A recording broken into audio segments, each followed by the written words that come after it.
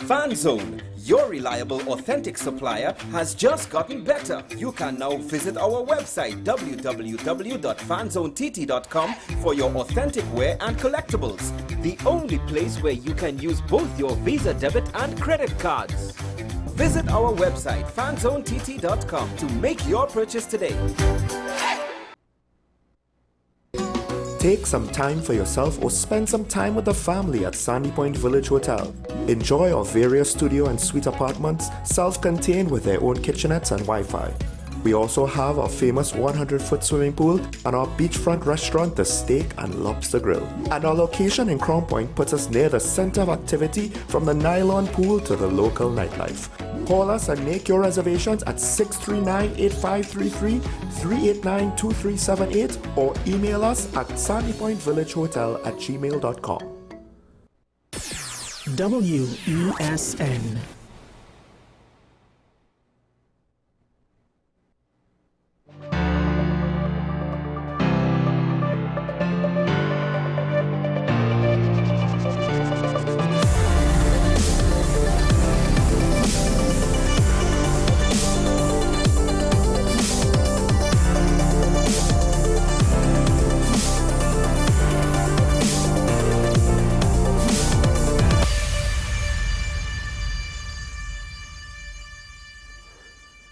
This is Talking About the WSND Content Capital. I'm sure Michael Small, and we do have, as we are reaching the end of the year, a special episode because somebody decided to drop an important election, less than 2 weeks into the new year, Some of us would have liked to have a break, but, the 2026 is going to hit the ground running. So, to have some of those discussions on the lead up to the THA election, as well as to maybe have a little bit of discussions with regards to what's been going on throughout the year. We had a not so insignificant event that happened early on in the year, right?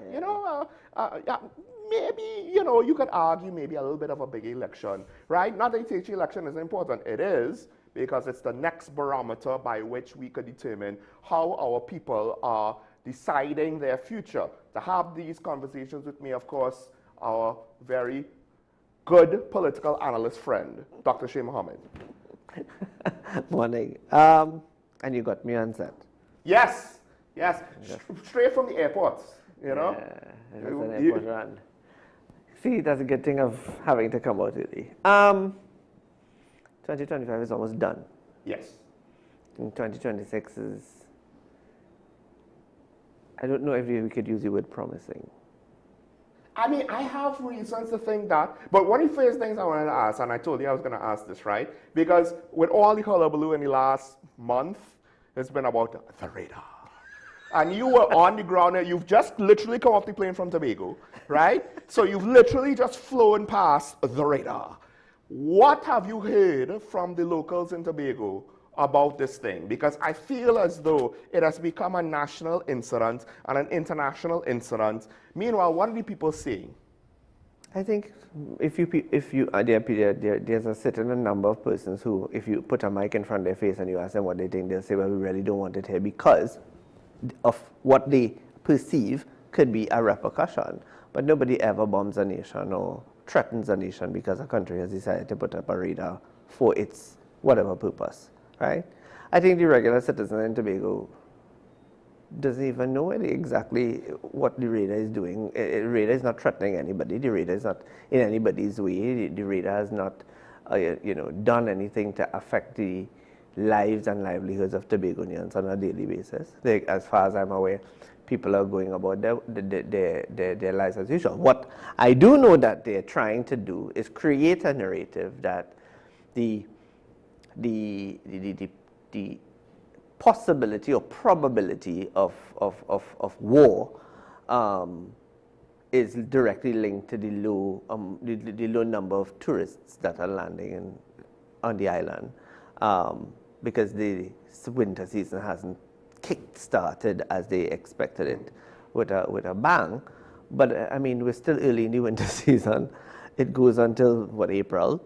And I think in that regard, eventually certain realities and and truths will arise, and people will be like, well, no, it's not what we thought or what they said. Well, with regards to tourism, rarely you would have had the bookings in advance. The flip side of that is you can't say for sure if it's the whole radar No, you or not. can't. Now, if you want to say it's the wider tension in the region, Yeah. maybe, right? But there's no way to know for sure. However, the fact of the matter is I do believe that something is affecting tourism because you would have, you see, this is the funny thing about Tobago tourism. In theory, you would have had bookings for early January. As much as the winter season goes into April, we don't really get that, right? And one of the issues with Tobago as a tourism island is that it's very susceptible to ebbs and flows, more so, I think, than any other major Caribbean tourist destination.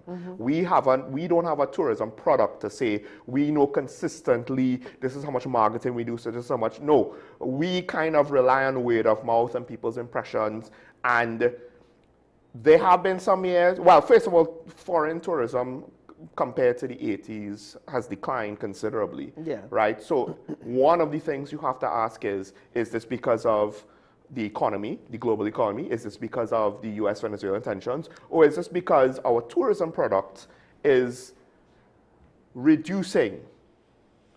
You know, this is the continued downward trend from the 80s into the 90s, into the 2000s, right? Because when I was a child, I remember seeing tourists, I think, all summer, right? Then when I was like in Form 5, I remember seeing tourists at the end of August. Then at some point, we only saw tourists January, February. Then it dried up to just February, right? So to say, okay, we know for sure that this is what it is. I'm not saying it's not, but there's other factors that could be at play that we can't necessarily account for right now.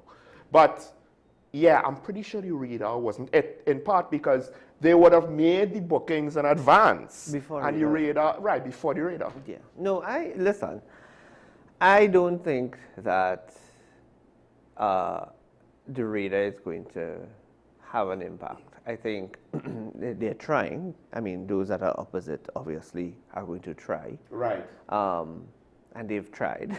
So because there's two narratives really. There is the THA elections. So of course you have the opposition who, like all oppositions, is going to be an opposition. But then you also have the local activists nationally, which is not necessarily directly linked to the THA election. No, but the thing about it is, so from a national perspective, the radar is there. The radar is doing its thing, right? From a Tobago perspective, the radar is there, it's also doing its thing, but I don't see the radar. I mean, Dr. James and I think, are on the same page that we don't believe that the radar is going to cause an issue. I mean, right. Do you think it's going to have any effect on the election? Because I would argue crime at times seems to have too low of an effect on the election. Let me tell you something. Not going to vote because of a radar that you're not sure about is foolish. And going to vote out going to vote out a party that does not have control. That's a good point. Does not have control, legislative control, constitutional control, is also not a reason to vote them out because they are not in control of that. What I would say, for every Tobagonian who wants to get to the space where they are where they can claim autonomy finally, this may be a reason why they should vote. I think that autonomy, and I've been saying this for weeks, I'll continue to say it, I think we are the closest we would ever be in the last 40 years to attaining Tobago's autonomy. We're at that point now. So, and this is the thing, the last THA election, both sides campaigned on it. And yet, how many years ago that was? 3 years, 4 years? 4 years. 4 years now, later. I think a lot of people are still asking, what exactly does anybody mean when they speak of autonomy? And this is why. It would have, to me, have been a stronger position where you could have pointed to the document that had it in detail and say, you see the radar and you see how we don't like it, so autonomy would have prevented it. But now it kind of like, oh, we're going to tack this on in hindsight almost. Like it doesn't have the same strength. No, well, the big question, the question that I think nobody asked, so I'll ask it and answer it now, is that answer Dennis said that when or if, but he said when the PNM retains the THA in 2026, the first thing that he's going to do is he's going to remove the radar from the island. And my question is, how? Yeah. Where's the law?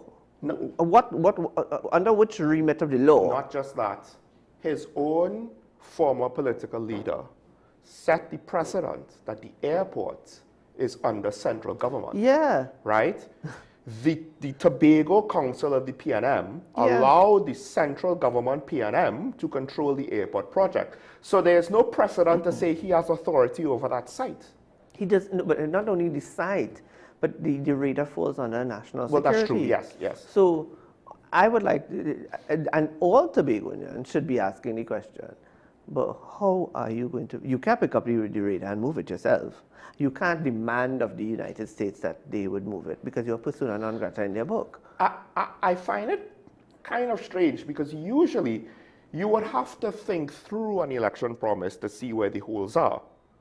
But to me, this seems to be a very obvious, because I'll be honest, I haven't necessarily kept up with all of the positions on national issues in Tobago, right? When the chief secretary says something, well, you know, that's a little bit more important than... He said Tobago, the PNM said they were, I saw a headline and I read what they were going to, their mandate would be to create 7,000 new jobs. And again, my question is how, right? So how are you going to do the 7,000 new jobs? Where are you going to put these people? What are the sectors that you're going to generate? What are the sectors you're going to grow? Where are the growth pools that you have envisioned on the island that is going to create these jobs so that there's not going to be a movement of people out of the island into Trinidad or any other Caribbean island or any other international space in which they can gain a job? But that's a promise where I think the population will basically pull the wool over their eyes and say, I don't care once you get me a job. Right. Whereas I think there'll be a good subsection of Tobago that's saying, but you can't remove the radar. But and that's why I find that promise is so strange. But here's the next thing. They also are aware, as it pertains to jobs, if you want to create 7,000 new jobs, chances are you're going to try and create the 7,000 new jobs within the THA. So then here what? You're going back to 2020, before 2021, where the 7,000 people that you're going to hire most likely would be 7,000 members of the PNM that are at the women fancy of a PNM-led THA. So is that progressive or regressive? So that's one part of it. So the radar tick, the 7,000 new jobs, you know. Let's go back to the tourism part of it. For 20 years, you were in charge. For 20 years, you had the opportunity, because you were in alignment with a PNM government for most of those 20 years, you should have been asking for more direct airlift to and out of Tobago from very creative destinations. I mean, I'm an airplane enthusiast. I mean, I look at this thing in all different forms and fashions. Yesterday, being the 28th of December, was one of the busiest days in Antigua and Barbuda that has a small airport. I mean, they probably have like 3 international gates. But there were 14 international flights that they were very proud of. 14. Yeah, in one day. In one day. But the fact is, they had 2 flights from Canada, 2 flights from England, a Delta landed, a Miami, a New York. I mean, and that's not included in the Inter-Caribbean and the Caribbean Airlines and the Liat and the Winnair and whoever else that's operating in the region, right? So that's one. Then for Christmas, I think there were 54 international flights that landed in Grantley Adams in one day. And we're talking about they had recently started a flight that came, I think it's a chartered flight that came from Madrid to Barbados. You have Airlink flying from Dublin to Barbados. You have 3-4 British and Virgin coming in to Barbados. You have, I mean, when you look at the flight listing of the Bayesian Airport for this season, it's something to be jealous of. But at the same time, it's also, while at the same time being jealous, it's something to be aspirational for Tobago, not necessarily Trinidad, right? But for Tobago. I mean, to be fair, it can be both, and it would only be a benefit if you figure out how to utilize both islands for foreign tourism. Agreed, but at the same time... But yes, Tobago is the main... You know, I would like to see that when, I mean, I always ask the question, why is the THA not campaigning or saying on the campaign trail? I even asked it during the general election. Why did they not explain how is it they lost one of the KLM flights that was agreed upon by Randall Mitchell and Tasha Burris in in making the arrangements with KLM? Out of the 5 weekly that was supposed to come to Trinidad, one of those 5 was a weekly to Tobago. And by the time they smiled, shook hands abroad, came back, the central government literally said no. And, those are the things that one has to put out there as well, so that there would be a conversation, but also understanding the challenges that the current THA experienced during the period that the PLM was in power, from the time they came in 21 to 24. Because let's be real, 21 to 25, sorry, because the PLM was in power up until April this year. Now, the other thing is, the British Virgin Islands, right, in Tortola, they realized that airlift out of Tortola was restrictive, it was complicated, it was inconvenient. I mean, I think Caribbean Airlines should reconsider the Tortola route and do it seasonally, and rather than just simply, remove it completely. Because I just came back from the airport, and the airport today is a mess, which I am happy about, because it's about time Piarco International is a mess, right? Yes. And, I was looking at, when I was driving out, they had like 6 flights that were lining up to come in one after the next. Those things get me excited. International or? Both, international and local, right? Regional. But it gets me excited because it means that people are coming and going, and there's, there's activity and economic movement and that sort of thing. Coming back to Tortola, they didn't have a direct flight out of Tortola to Miami. And through negotiations, American Airlines started a pilot project where they used an Embraer to fly from Miami to Tortola with 50 people, and it turned out to be successful. And that increased and improved and that sort of thing. I mean, taking 50, back in the 80s and 90s when we had BWIA, that MD-80 and MD-83, that Mad Dog that we call it, right? Yeah. That we used, that we had as part of the fleet. That was one of the aircraft that we used regularly on the Miami route. But it could only carry 50 people or 60 people, right? So the point I'm making is, we don't have to see it as making a big leap. We just have to make a leap. Because one of the things, and I appreciate the Prime Minister saying Cal needs to be fixed. Yes. Right? My question is, I don't know if we're going to get the best fix, right? But at the very least, acknowledgement that, hey, this is not necessarily going the way that it needs to be going. Because we're a tourism island that owns an airline. And it's not that this is automatically wrong, but I don't think any politician has explained why, under your policies, should it be, make it make sense that we need to invite international airlines to bring tourists in, while owning an airline that goes to some of those same destinations for the diaspora. Well, the thing about it, can you imagine that there's one, and you would know this, but there's one weekly flight that goes, it's BW423, that goes from Port of Spain to Scarborough, and then from Scarborough to New York, yeah. and then comes back down the same way, right? One, really? So while we were busy creating the network of going from Port of Spain to Guyana, and then from Guyana to Toronto, and from Port of Spain to wherever, and then onward to wherever. We didn't think about we should do one that stops in Tobago, so and pick up. So then they will say, well, money. Well, why don't you then pick up the people from Tobago, and let's just say a 737 now holds 154 people. Let's just say 54 people come on the plane from Tobago, right? Then you pick up the Trinidadians and it fills the plane and you go up the road.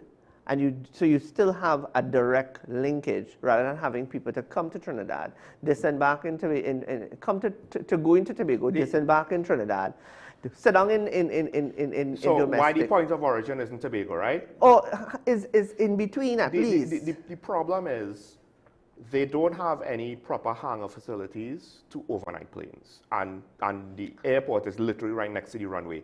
And that side, that southeastern side, the sea blast is even more excessive than the northwestern side. And unfortunately, we've moved the airport terminal further down, and maybe yeah, that actually might make the sea blast worse, yeah. Right? So further down, and not much more inland.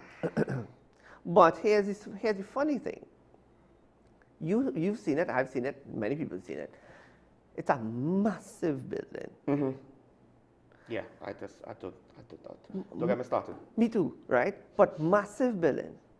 And when I left Tobago and I came back home, I called one of my friends in Tobago and I say, hear this now. Massive building. He's like, yeah. I was like, you only have 3 international chutes though, bridges. Or there's 3? I thought it was only 2. Maybe it's 2. Maybe I made a mistake. What I do is but 2. Let's go on the argument of 2. You built a massive building of that magnitude to have 2 international bridges. So what's wrong with the existing building? That you couldn't add 2 or 3 bridges Yeah, they there? could have just put it on, yeah. But my other thing is this, and this is just, why is it next to the road? No. Why is it that it is when I'm sleeping in Hummingbird, I must be able to hear when the engine roar, so that if a plane is leaving at 1 o'clock or 2 o'clock in the morning, let's just say, if a plane is leaving at 2 o'clock in the morning, I hear when that engine roaring to leave. Well, I mean, here's the sad part, Here's the sad part. The reality is you are disturbed by air traffic less now than in the past because there are less people coming. So there are less planes, there are less international flights. The domestic flights are smaller. Because back in the day, it was the same MDs, right? McDonnell Douglas twin engines and Urays that were doing the Tobago route. And at least in the peak periods, I think they're relatively full. Now, as a child, we would go to Tobago during the holidays, so that's generally peak periods, right? I don't know about the off-season times. Now, as an adult, I've traveled more in the off-season times. I don't know what the demand would have been. The ATRs seem more than adequate for the task generally for the off-season times. But yeah, I think there's just less people.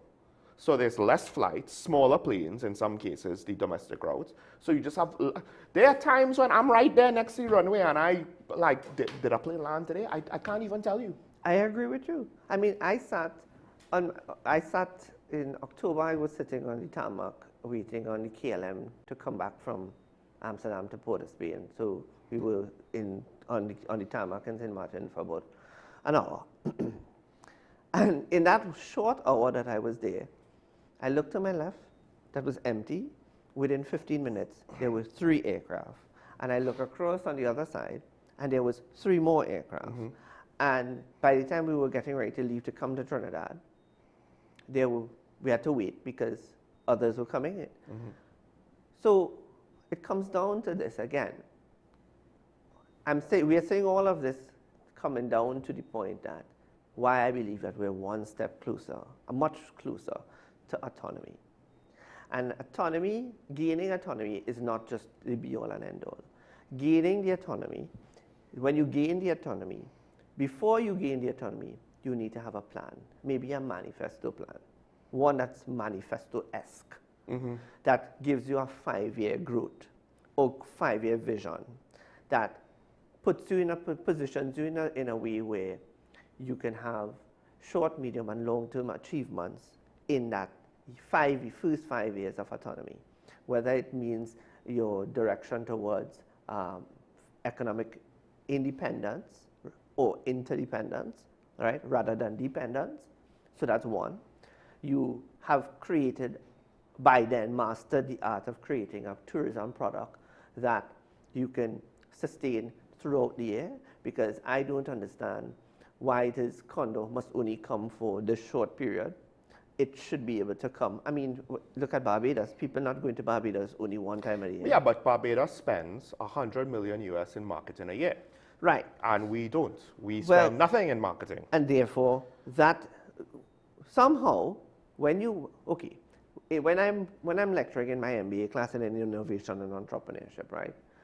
One of the things that I tell my students, and it's required as part of the module, is that you look at what are the where are the shortfalls in value capture, and then what are you going to look at in terms of outside, in terms of the market and industrial analysis, to tell you what your competitors are doing that you are not doing, yes, that you should or ought to do, so that you can create, capture, and deliver the value that you are missing. And I feel that politicians across the board has not developed the mindset that you need to create.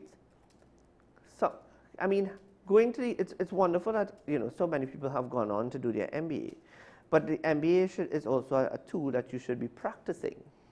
So you practice medicine, you practice law, you practice engineering, but you could also practice your MBA, because there are modules that you would have developed when you wrote your thesis. You're a practitioner in marketing, you're a practitioner in entrepreneurship, you should be ought to be a practitioner in leadership when you've done an MBA that has a specialization in leadership, right? Yeah. So I'm saying all of this to say that we're stepping towards the goal of gaining autonomy, but then it shouldn't be when you gain, the plan should not be that we wait till we get the autonomy, then to write a manifesto of what we would like to achieve in 5 years. No, I am saying this for those Tobagonians who might be saying, well, I'm talking nonsense because it's there. I don't know that it is there. And I am saying that if it's there, great. If it's not there, it ought to be there. Also, how old is it? Because I would argue, if you're not updating that on a year-to-year basis, then how significant, pertinent, relevant, because then effective, efficient is it? Let me use a next language that will help.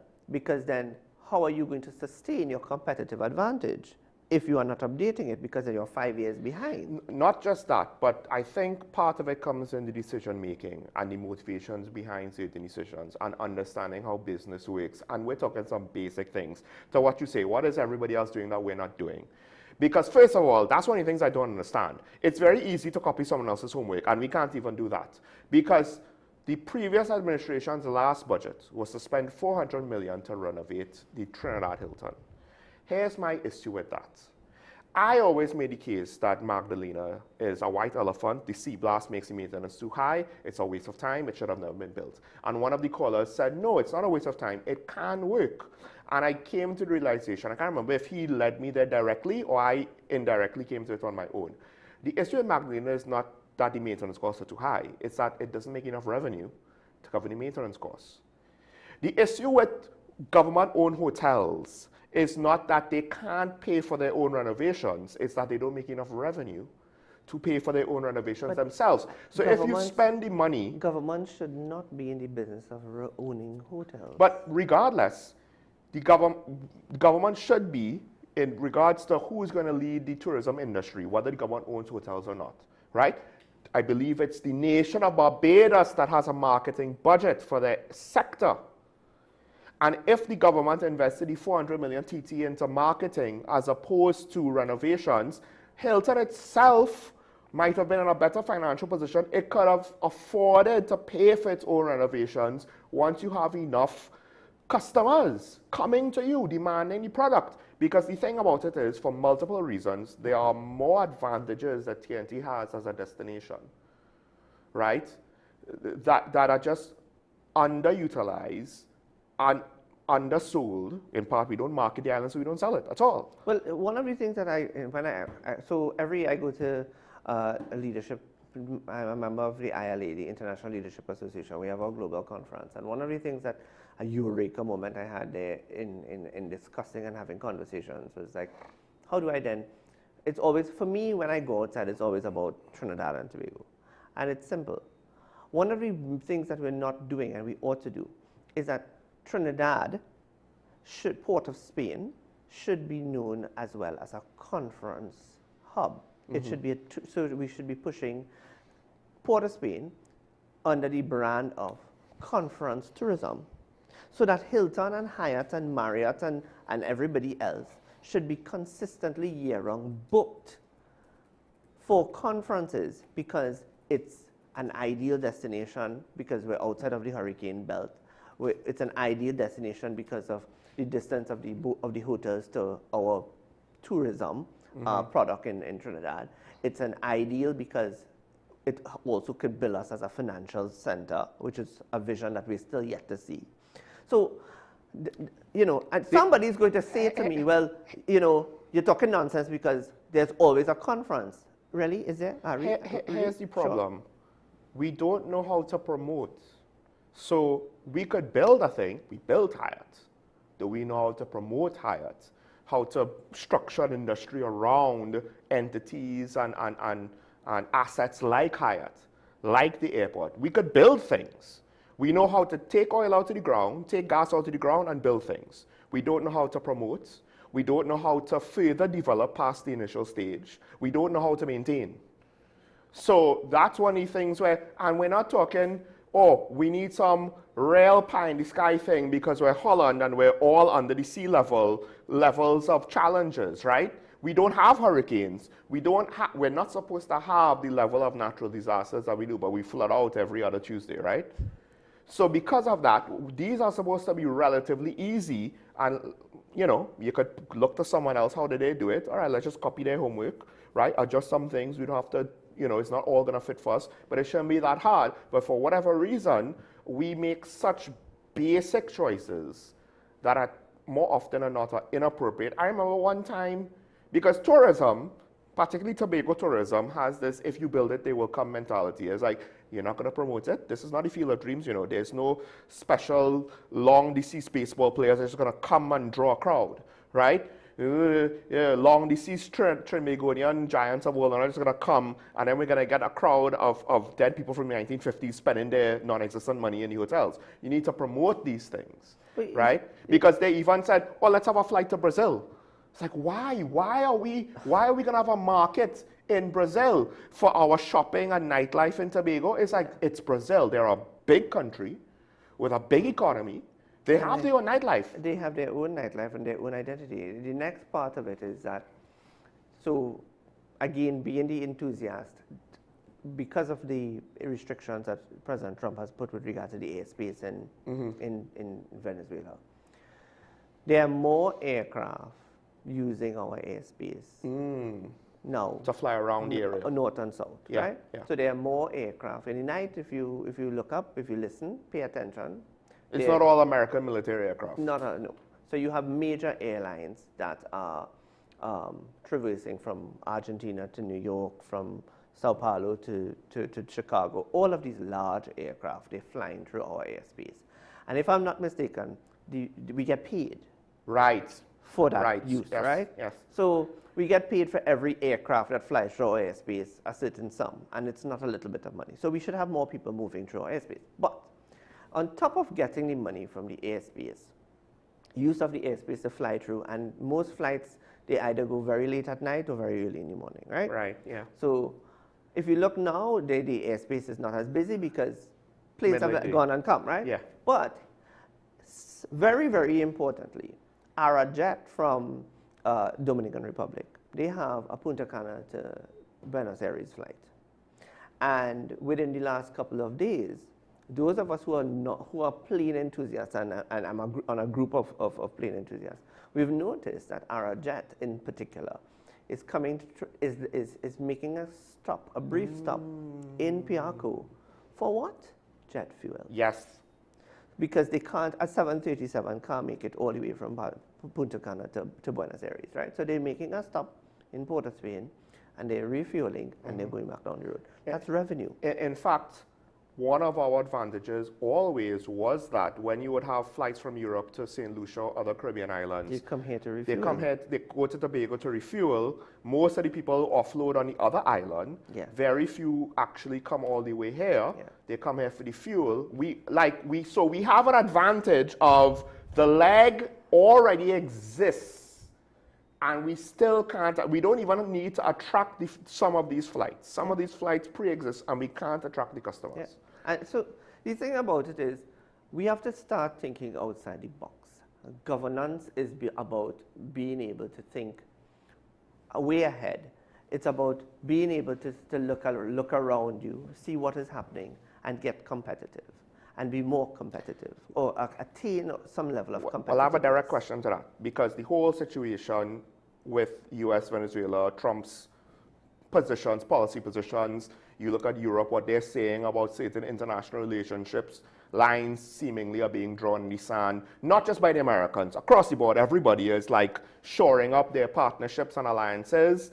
Maybe the whole notion of global village is weakening considerably. And I do wonder if the Caribbean might actually then come to benefit, because all of a sudden, we're a safe destination, right? Where a destination is not necessarily going to be involved in all of the tariff wars and political deals and all of that. Whereas you might get more difficulties with certain destinations in Southeast Asia, in the Middle East, in the Mediterranean. The whole Venezuelan stuff notwithstanding, the region is relatively safe. It was trending downward for quite some time compared to the rest of the tropical world. And I guess you could say it is probably due to trend upward as well, right? And you know, Europe, we have pre-existing channels with a lot of European countries that, oh yeah, they just need to be reminded of that. And Trinidad and Tobago especially, you have the UK, Sweden, Germany, to some degree France, and maybe other Northern European countries. It's like, you just need to remind these people, hey, we're here, you know. We exist. Have you all, like, we're a new spot. Come to the new spot. You all have been everywhere else. Come check us out. You all have been to the Mediterranean, south of France, Italy, how many times? Check us out. Tobago is not, ironically, might be also one of the cheapest destinations in the Caribbean, right? Because you well know what the hotel price difference. Trinidad is more expensive to get a hotel room. No, it's true. Than Tobago, which is crazy. Again, that is one of the things that I am in discussions with my colleagues for a potential looking at we don't go to conferences and we just talk. We go to conferences. Well, at least me, I go to conferences thinking, how can I get these people to come where I am, right? And one of the conversations I had was that, you know, the cost that you all pay to go to a conference, and this is a conversation that we're having among ourselves as memberships, as members and whatnot, is that some of these destinations that we choose are expensive, not just for young academics, it's also expensive for senior academics, right? And how can we just bring it at a point where we're leveling the playing field, we're making it not only attractive, but it's affordable and all of those things. And I said in one of the selling points, because it was Tobago I was selling in that conversation, I said, for the money that we ask people to pay for, to come to the conference, to register for the conference, and then to pay for their hotel and that sort of thing, combine that, you know how much money how much of that cost can be put into a Tobago conference, and then they don't just get registration and they get a tag and they get a gift bag, but they get an entire Tobagonian experience of more than just conference room and meetings, but they get conference rooms and meetings and limes on the beach and dinner parties on the beach and cultural, and they were like blown away by that. Now, I'm saying that to say that we have to think outside the box. Yeah. If we're doing, we have UTT and we have the University of the West Indies, two major universities. UTT is state-owned. UTT needs to start making money for Trinidad and Tobago. How can UTT make money for Trinidad and Tobago? Well, one, it has to compete with UE, but it has facilities that can facilitate international conferences. So in a by the way conversation, I was in a conversation about Napa, and then the question, a side note of the conversation was, well, what about the hotel at Napa? And I looked at my friend and I go, you know, I forgot that exists. Yes, it's easy to. Because nobody knows that. I don't even know if it's operational. And the thing is, you have a concert hall which could hold large-scale events. Correct. You have a school Correct. which also has smaller-scale conference Yes. rooms.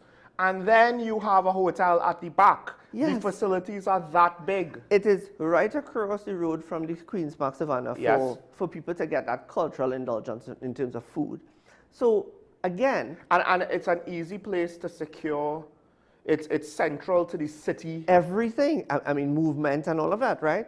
Now, when you look at the University of Trinidad and Tobago, there are several faculties. It's not just engineering, it's engineering and food security and entrepreneurship, and the list goes on and on and on and on. Why is it then that they are not bidding to host? Why are our academics not out there aggressively bidding? And you don't need a mandate from the government. You just need some ambition, right? Some patriotism, some level of need to contribute to the development of the nation, right? Where you can be looking to see, well, what conference from a faculty is coming up, let's just say in 2027 or 2028, that Trinidad and Tobago could say, listen, come by us, because we have facilities, we have the hotels. I mean, obviously they want to know distance and but logistics. But somebody who's hosted, when I was part of the Ministry of Justice eons ago, and we hosted international conferences, and I said this to my colleagues, Trinidad and Tobago's hospitality towards recipients and participants of conferences is far different. Trinidad and Tobago, I should say, is far different than the experience you'd get in New York or Washington or Madrid or wherever. That's also a brand. So just talking about the tourism aspect of it, we've gone all over the place, right? But there's a direction in which we can go. Ironically, that's one of the answers to your question, where you're going to get 7,000 new jobs. Correct. That's the one private Event sector planning, industry correct, in Tobago that, you know, has room to grow. Agreed. The thing is, so I'll say this, anything with regards to small island development means that you could have academic conferences on those, not just climate change, no, right? Sustainable energy solutions, yes, economic development, etc., etc. The problem is people play it safe and don't step out of their comfort zone. So I will say this, I do think that the arts and creative courses are generally attracting more of the students with a bit of an entrepreneurial spirit. You'll still get entrepreneurs, maybe in the business courses, but the thing with the arts is, the ones that are really self-aware know, hey, we had to figure stuff out on our own, so we have to step into the unknown. The industry is in its infancy in the creative and entertainment industry locally, right? Outside of soca and certain aspects of Carnival. So we have to figure out how we're gonna move forward. And I don't know if that can then be utilized to help find creative solutions for other areas, including, because tourism development, yes, you could package Trinidad and Tobago together, but on some level, that's the advantage. We have two islands that are different, that we could package together as one international destination. They both have to be developed to their own strengths, right? Certain things with regards to bird watching, and both have bird watching, right? Both have various natural sites and attractions, right? And then Port of Spain has all of the history of the bigger island. Tobago has all of the history of this small, quaint island that on some level has an even more authentic, tropical, laid-back experience that tourists love. I told you this, and I tell my colleagues in Tobago, when I need peace of mind, I go to Tobago. Yeah, and that's the other thing. Like, there is benefits of not being built up, of not having a Port of Spain and a Woodbrook and a San Fernando. Tobago is ideal for good mental health. So, you should be having yoga retreats and yoga conferences in Tobago. I mean, it should be a big thing, but, you know. Back to the election now, because we actually haven't necessarily said anything about the election. Tourism, Right, these are all of the issues, and right? and that adds that also adds into the question as to how much did life improve Yes. in Tobago? Now, that's a tricky question Right. to ask, right? So no, and I'm going to break it down. That I call it the Kilgren Highway. It's not the Kilgren Highway, but you know what I'm talking about. This is the extension, right? The extension. From that basically is the old road all the way to the roundabout. Correct. Near Shervan, right? Yes. Fantastic, absolutely fantastic, fabulous piece of, Oh, it was necessary. of It was so engineering necessary. that was completed by the THA. Yes. And from my understanding, that was all local, according to Secretary Trevor James. When I say local, I mean the majority of it would have come from Tobago, I assume. No, the one knock on the current THA administration is a lot of the stuff that they used Outsiders. Trinidadian contractors. Right, but okay, fine. But at the end of the day... No, that's not to say that I don't know who did, but I something tells me that it might have been a junior Sammy that did a lot of the roadworks, right? But I could be wrong. It could be, I wasn't paying attention. But the point is this. I give credit where it's due and the people get licks when it's due, right? Yes. And the bottom line is, for an administration that was brand new, I mean, everybody was a neophyte in terms of Yes. governance. Yes. Government neophyte, right? They were, in terms of understanding governance and governing, they were neophytes. That's one. They were relatively young. And, you know, they went in there and they were swimming upstream because the PNM, and Dr. Rowley in particular, was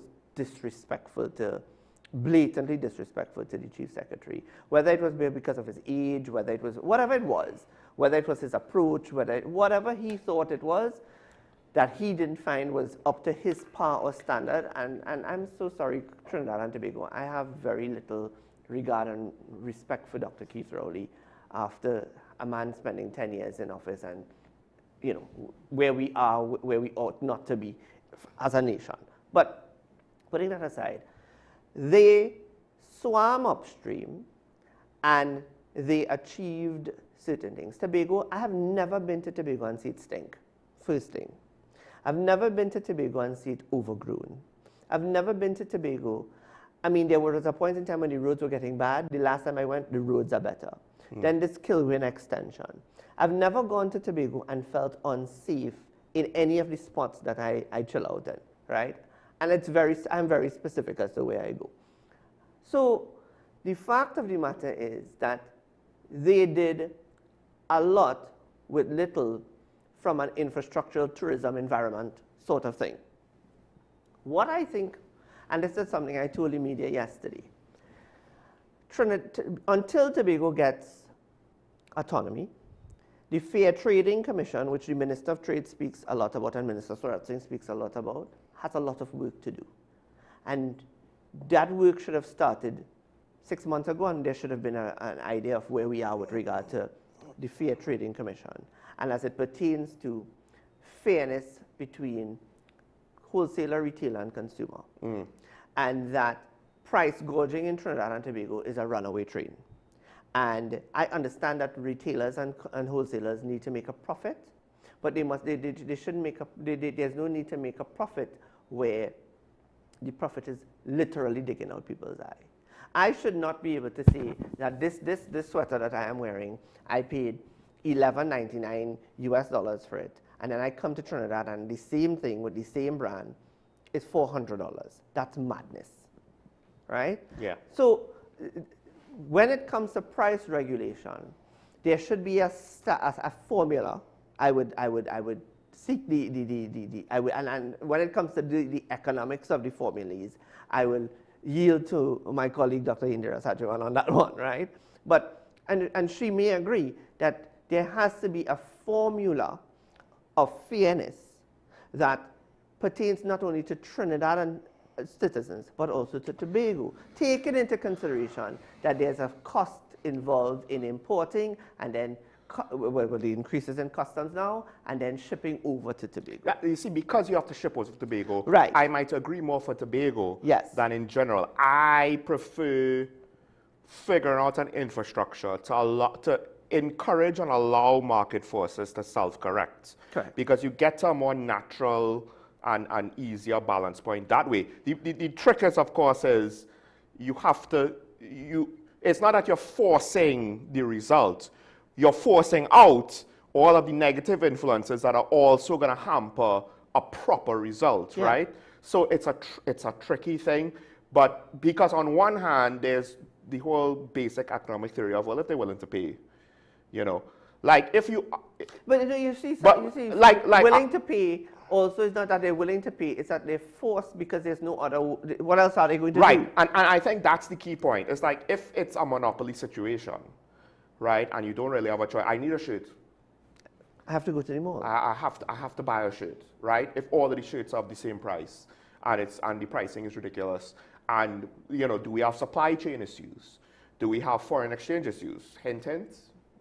We have at least one of those. Yeah. Right? And we can get those we need to start thinking outside the box as to how we can have foreign exchange in Trinidad and Tobago more moving, as in coming in and circulating. Well, I mean, a tourism destination is one way to do it. Well, it comes back to us talking about the conferencing and the tourism and the move and the influx of people from outside utilizing, spending. But generally, this election, because this is the funny part, I do think the economy is going to be the most important thing, right? Crime at times feels like sometimes maybe a close second, sometimes a distant second. I think it's a distant second at this stage. Well, at this stage especially, right? That might be premature, but that's the reality. Yeah. And then also things like the radar and stuff like that. But 2025 provided a significant drop in Tobago, and Tobago felt safe again. Right. And things like the radar would be an even distant third.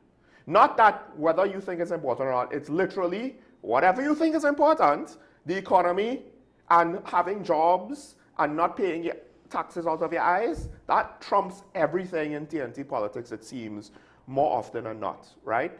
So given the current, now they got a bigger allocation with the new administration, right?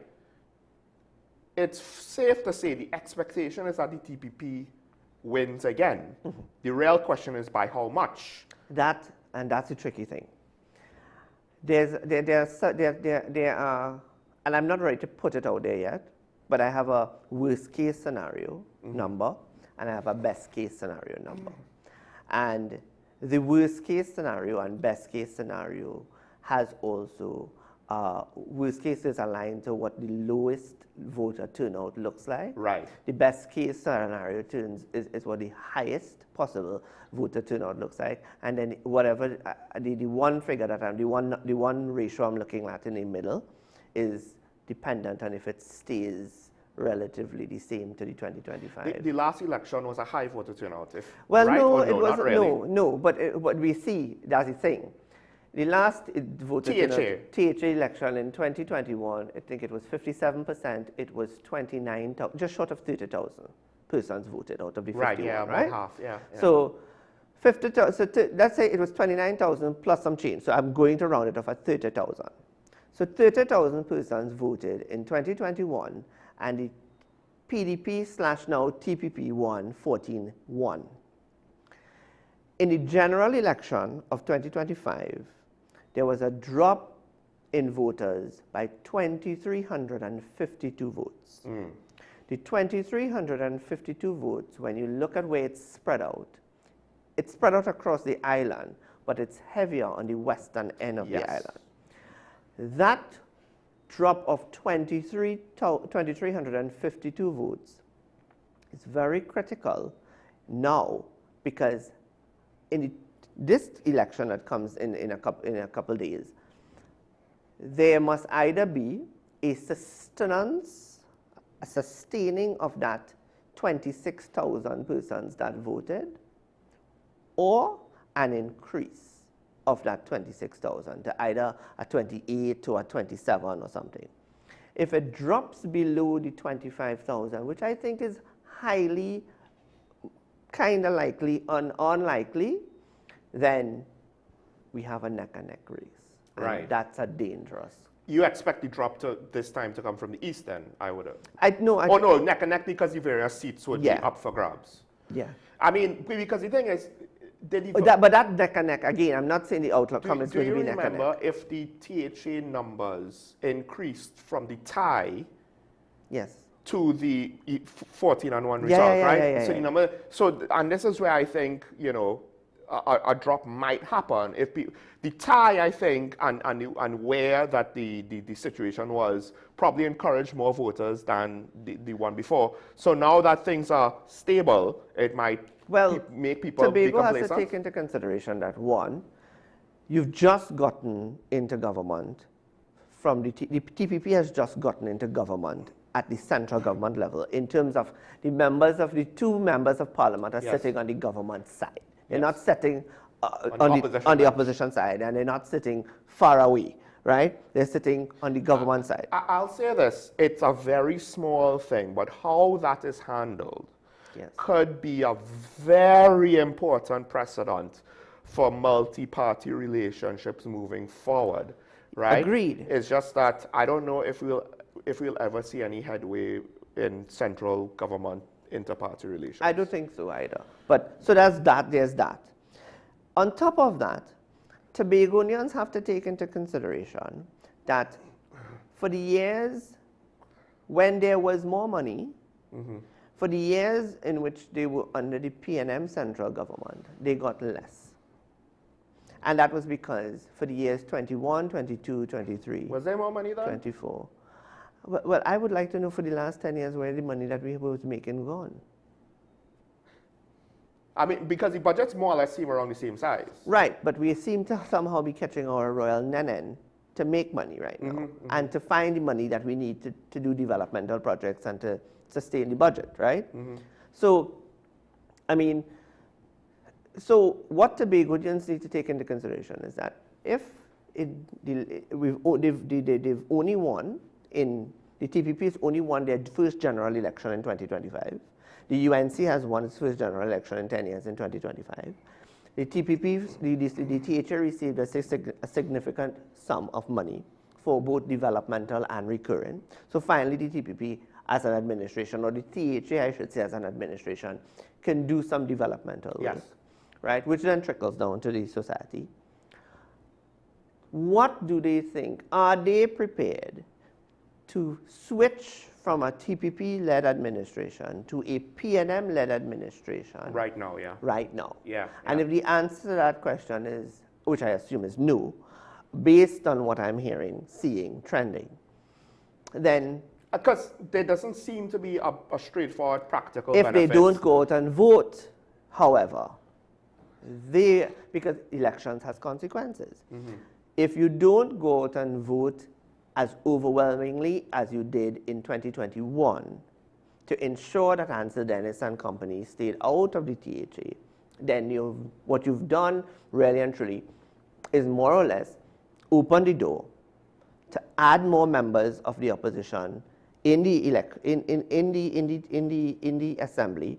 But if you decide that, well, we comfortable TPP in the central government, we inside, and you continue with that mentality, you may find yourself, the less votes that there is an election night in total, you may end up realizing that you gave away the THA to the PNM. If that's, and I mean, that is, I'm not sounding, I don't want to come across that I am batting for the TPP, but that we're in a competition. Yeah. So it's either you want to sustain the TPP and give them another 4 years to finish what they started, and give them credit for what they did under the circumstances, or you want to give them the chance for another 4 years, taking into consideration for the next 4 years, they are going to be led by a central government that is UNC. And the next question that I want to bring in the dialogue and the conversation is, can a THA PNM and a central government UNC right now be beneficial to Tobagonians? I think as objective as I'm going to try and say that this is objective and not biased, right? But it's not going to come across as something that is unbiased. What is the reason to pick the PNM now? Correct. Right? Do they have a fresh new leader to give it new energy, new life?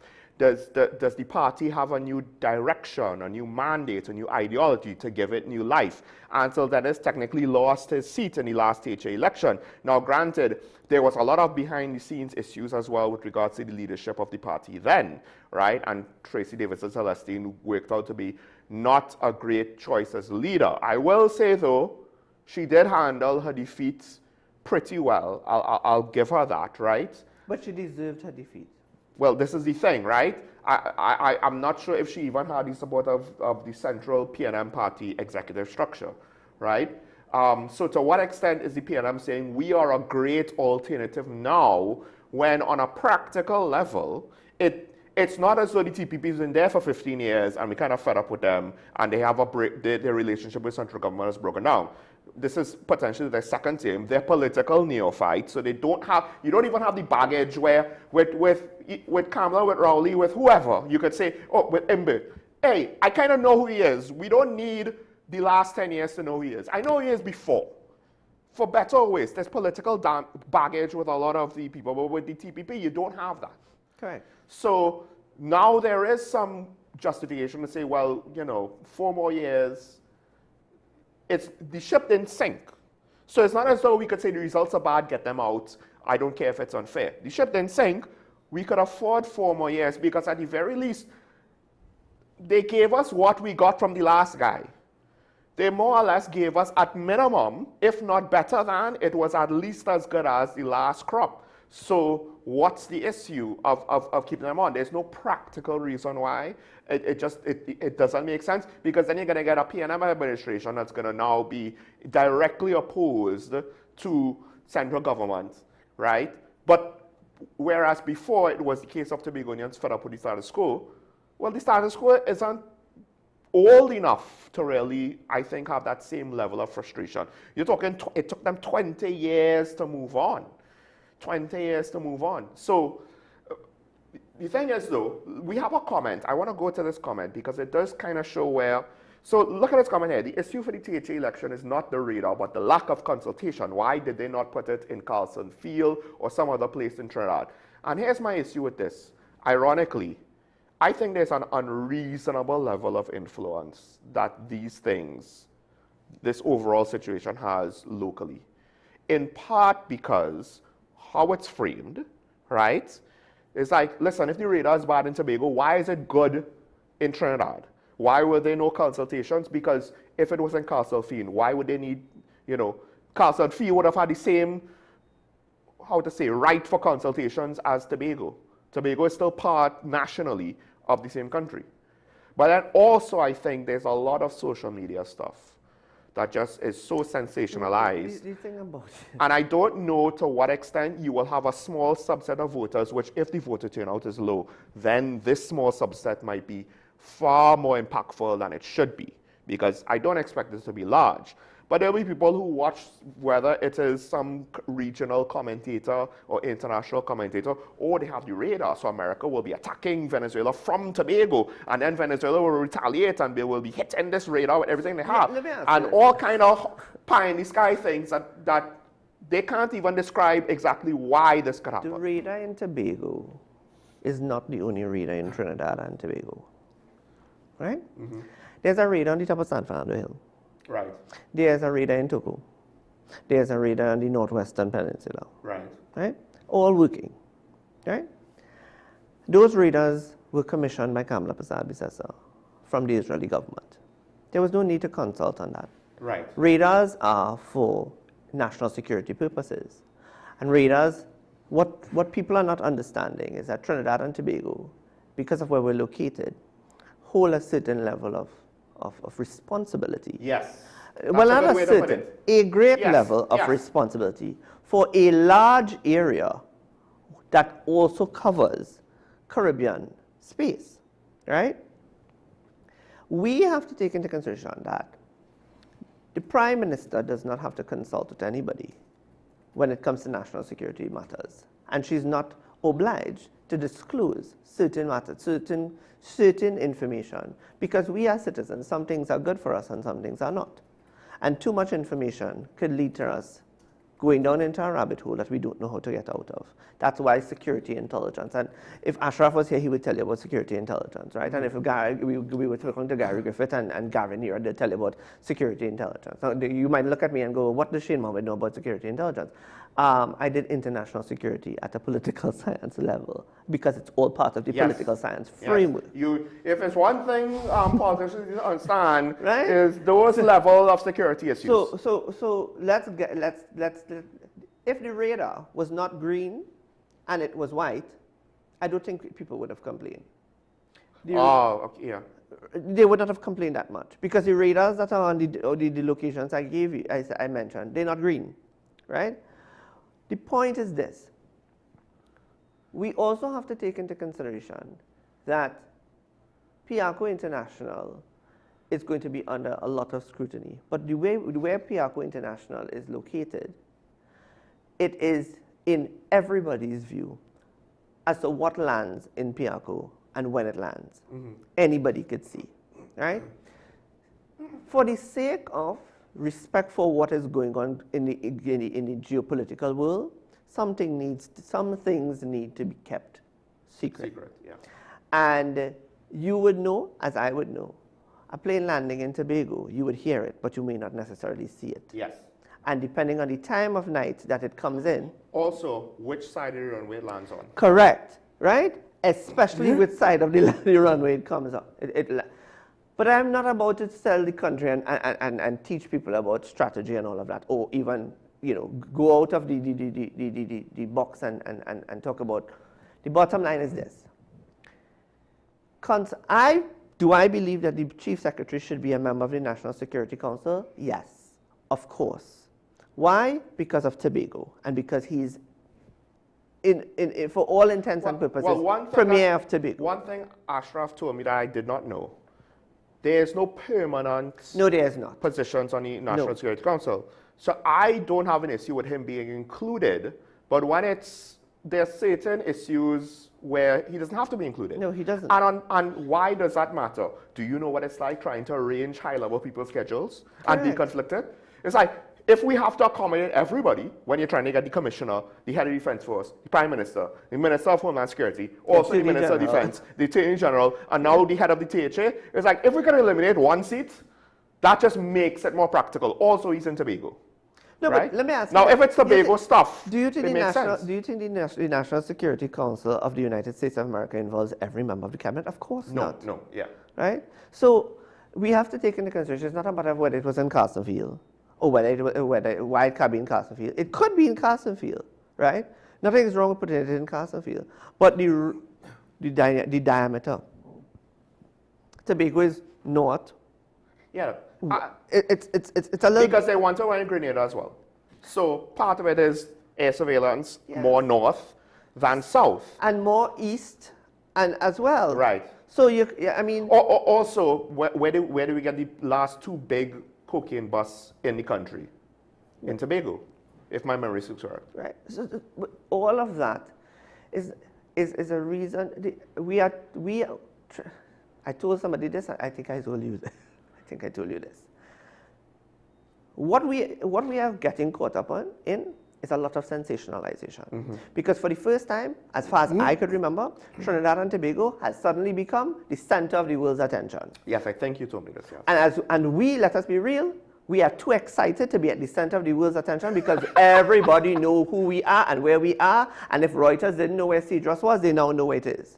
If AP didn't know where Cedros was, they finally know that there's a place called Cedros in the Republic of Trinidad and Tobago. But what we are getting caught up on is that we love the attention, right? But we are going to not only love attention, we take the attention, and you know what? We dirty that attention. And we get caught up in a lot of sensationalization. Here's my thing though.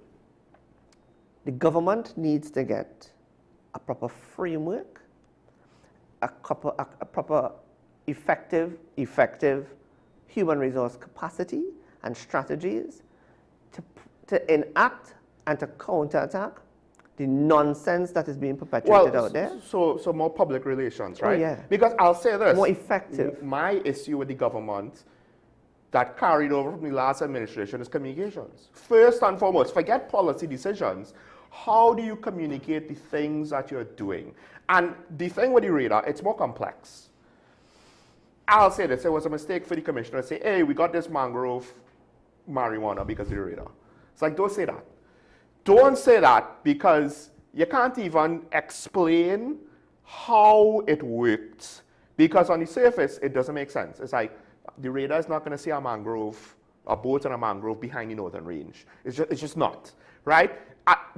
It might have contributed to the find, but you can't tell us how it contributed to the find because that reveals too much sources and methods and blah, blah, blah, blah, blah. So why say it at all? It came across as highly political to justify the radar. And then America is like, blockade. And it's like, oh yeah, definitely, this does not look like regime change at all, right? No, you see, the thing about it is, I have no issue with the Prime Minister's stance. neither do I. But she was so absolute in her stance that when America now started to do the blockade on sanctioned oil vessels and made it more and more apparent unofficially that regime change is really the goal, right? Her stance now and her taking a very strong position on what she took. We have to deal with the narco-traffickers. We have to deal with the narco-traffickers. It doesn't have the same foundation. It now rings hollow. And I don't have an issue with her positions. It's just how she communicated it. Agreed. But I will say this. Even if in the discussions, it was always about regime change, right? Yeah. Even if. I have to say even if it was always about that. The reason why I'll agree with him, folks, is because I have said, listen, just because it might not have been regime change, that doesn't mean it can't change to regime change at the drop of a hat. Correct. Or it could have been regime change all the time, and then at a drop of a hat, they pull up and say, no, we're not going to do no extensive work to regime change. It could be, again, it's as fluid as politics. Yeah, they have to attack for us to know for certain. They have to figure out, right, what exactly it is. Let's just see. But the United States can ally itself and align itself strongly with Trinidad and Tobago on Venezuela. Mm-hmm. But they don't need to align themselves on Venezuela for the same purpose. For Kamala Persad-Bissessar, Prime Minister of the Republic of Trinidad and Tobago, it could very well be, I have had enough with this black market. I've had enough with this cocaine transnational organized crime. I have had enough with this gang violence. I have had enough. Well, it all comes from that point of origin, right? Right. And she could, and that could be her goal. It's legitimate. It is reasonable. Yes. Right? You could, the shooting the boats is a separate issue to debate than the goal of stopping the drug smuggling. Right. And if it is that I have come into the office for the second time after all this time, goals, objectives, vision, mission, legacy, you name it, are all part of what I would assume is on her cards in terms of her to-do list, right? Mm-hmm. And if I can align myself with President Trump, whose vision, whose agenda on Venezuela is not mine, but I could benefit from, hey, hear this now. Since you're coming down in the side and you're going to deal with them, here's my benefit. I'm willing to lend to the cause, but my fight is not your cause. My fight is I need to get these drug trafficking and drug lords out of my country. And the guns, yeah. And the guns and the cocaine and all that. I will do you one better, given how things have unfolded. And also to some extent, I would argue, given how the public relations on the issues have gone, I wouldn't be surprised if, because people will cynically say how she benefits, I wouldn't be surprised if in the court of public opinion, she won't come out very popular when all is said and done over this issue. But we will very unashamedly enjoy, potentially, a significant reduction in criminal activity and the influence of large quantities of drug money that could have on our national structure. No, right? I agree with you. We will enjoy all of that while saying, why did you entertain the Americans? Yeah. And I think one of the interesting questions is, because people need to understand, as much as our Prime Minister might be friendly to the Americans, allied to the Americans, she is not in the driver's seat. She basically is a hitchhiker on a train. We are trying to determine if it's a runaway train or not, but the point is that train moving. And it's moving in what is, generally speaking, the right direction. Might not be the exact direction that we want it to go, but it's close enough. And it's one of those things where we have been walking in circles on these issues for generations, it seems like, right? For decades. Now we have something that could catapult us to where we believe we need to go. The question is, in hindsight, behind closed doors, when you really go into the nitty-gritty, is it an opportunity you could afford to just pass up on, right? The flip side is this. To some extent, I think the Americans would have done what they've done regardless of our support or not. But I do see the point where she's probably saying, listen, I need to not necessarily encourage the shooting, the airstrikes, but I need to show, A, we are worth helping so that not only do they help us, but then they also continue to ensure that this thing is resolved. Because, hey, look what happened in 91. They liberated Kuwait and then told the Kurds, yeah, rise up against Saddam. You're on your own. Sorry, tough luck. Good luck next time. And it took another 12 years for them to finally be removed from the yoke of Saddam Hussein. I think we have to take into consideration that, as you rightfully say, the train is moving. For the first time, the train is in our yard. In many, many years. It's in our backyard. And notice how strange it is to say confiscating sanctioned oil tankers is somewhat unprecedented. It's not something that happens every day. But it's illegal. Hold on. The question, no, but hold on. Think about it, right? We just allow this, in the past, this illegal activity just allowed to happen. Remember one thing as well. Worldwide. Remember another thing, that barge. Exactly, yes, yes. The barge that got lost in Tobago's waters and caused such a nightmare for Tobago. To date, we don't know the what, when, who, why, and how. They found the tug, and then they lost the tug. There you go. Somebody found the tug, it's here, and then it disappeared. Yeah. Yeah. And this is one of the reasons why, and the Prime Minister of Trinidad and Tobago never answered. And the thing is, and was never, and even when he didn't answer, he was not pressured as this Prime Minister is being pressured. I think we need to understand, sanctioned oil tankers are like PH taxis. But the stakes and the consequences are much dire. And there are dire consequences with PH taxis, which is one of the reasons why I am comfortable with it. At times, taxi drivers are the victims of PH taxis. At times, the passengers are the victims. Yeah. So it's not to say that, oh, it's just one small group taking advantage of a situation. No. There's just risks involved, but we just allow it to happen. We've allowed, to some extent, we have contributed to the overall situation of illegal shipping of oil and gas, right? We might have been complicit. We might have been an accessory. But think about, now you have a government saying, hey, we have the assets in place, we're actually going to do something about it, right? We want law and order. We want the army to help the police deal with our local crime situation, right? Again, you want to question the methods of how they're stopping the drug smuggling. We could go there because they arrested terrorists. They could have arrested these guys too. But, this is a country that wanted a strong response, that constantly told me, Sean, why are you taking up for the criminals for? Why are you defending them? Why are you defending them?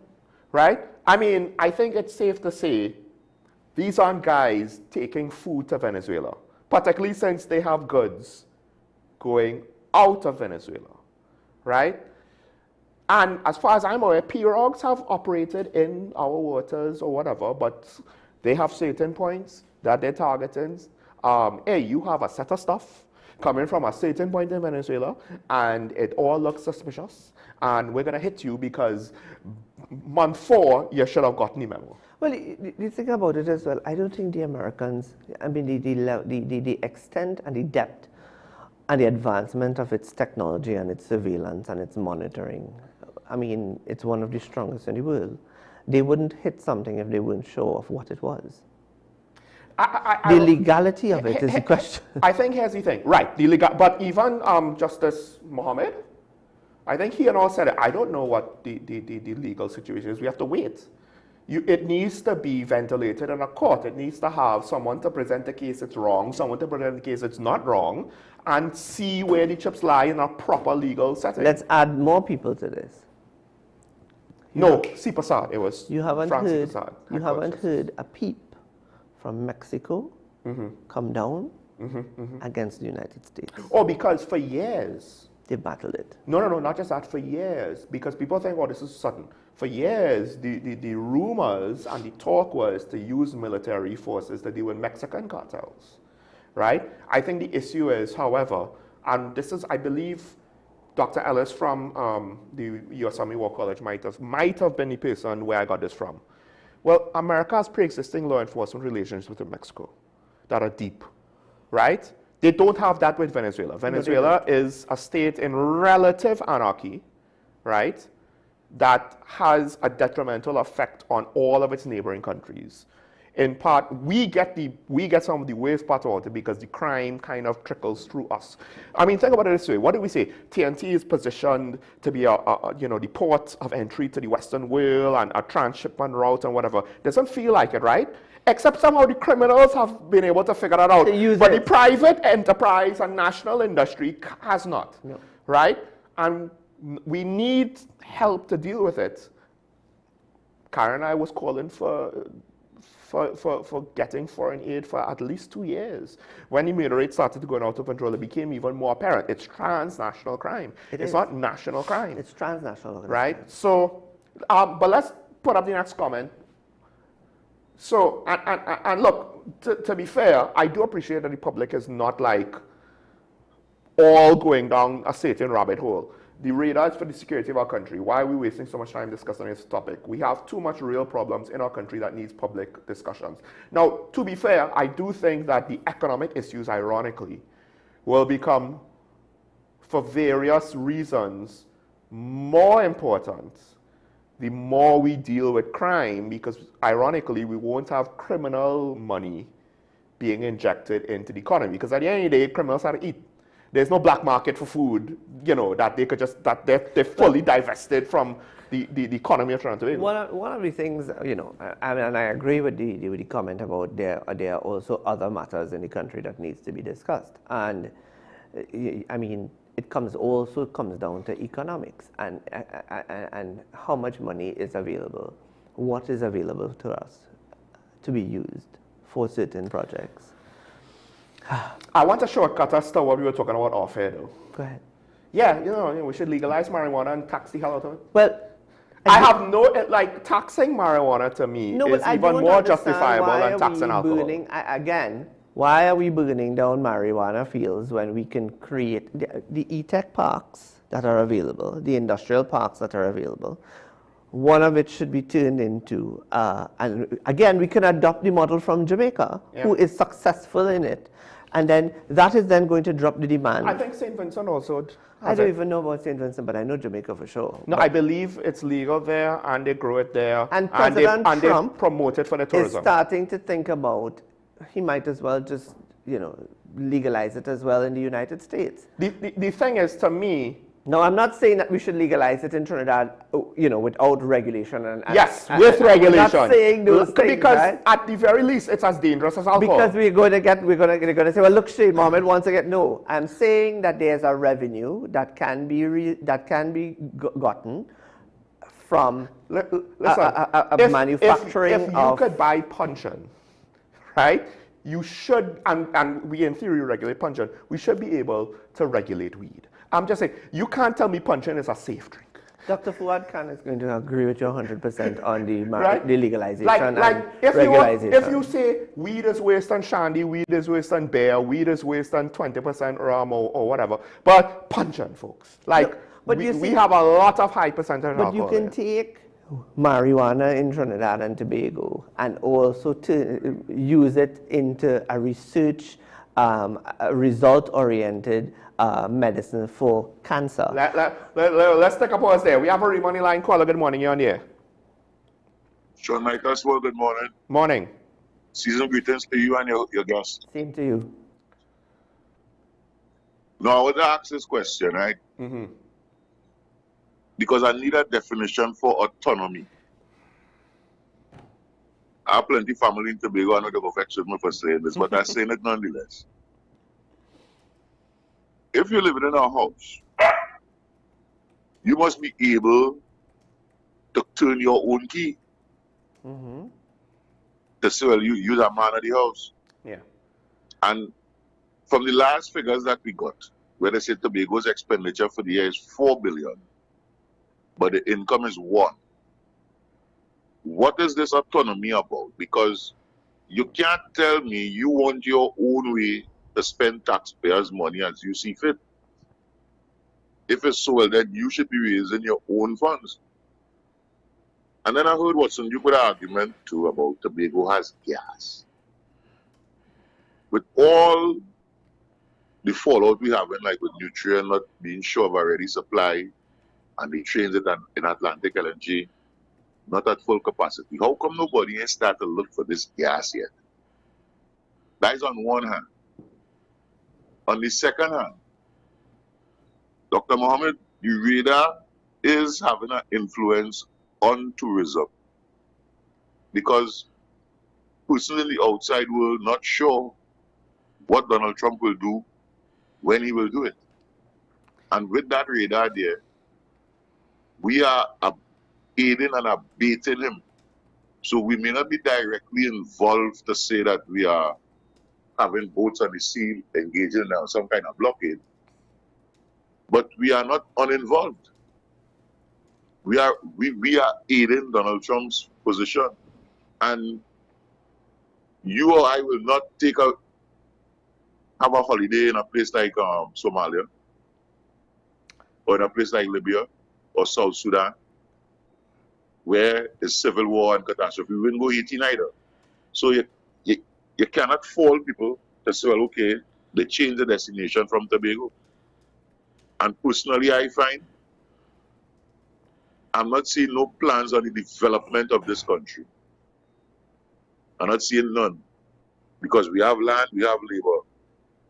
We will need a little capital, and I think the capital is there. And I think our focus going forward should be on feeding ourselves. Good, agreed. San Fernando keep talking about eggs, and I talking about poultry and agriculture. We have to employ these CPA people who were sent home, because with all of the revenue generating activities that the government is engaging in, this is a recipe for disaster come next year if these people are not employed. If the government can't find nothing for these people to do, I am sorry. But that yellow is the code, will go. It will go. Have a good day, gentlemen. Thank you, caller. The thing is, though, with the foreign visitors, as I said before, the lack of foreign travel, they are not going to make the reservations now, December for December, even December for January. They would have done it months ago. What existed months ago, not the radar, but just the American presence in the region.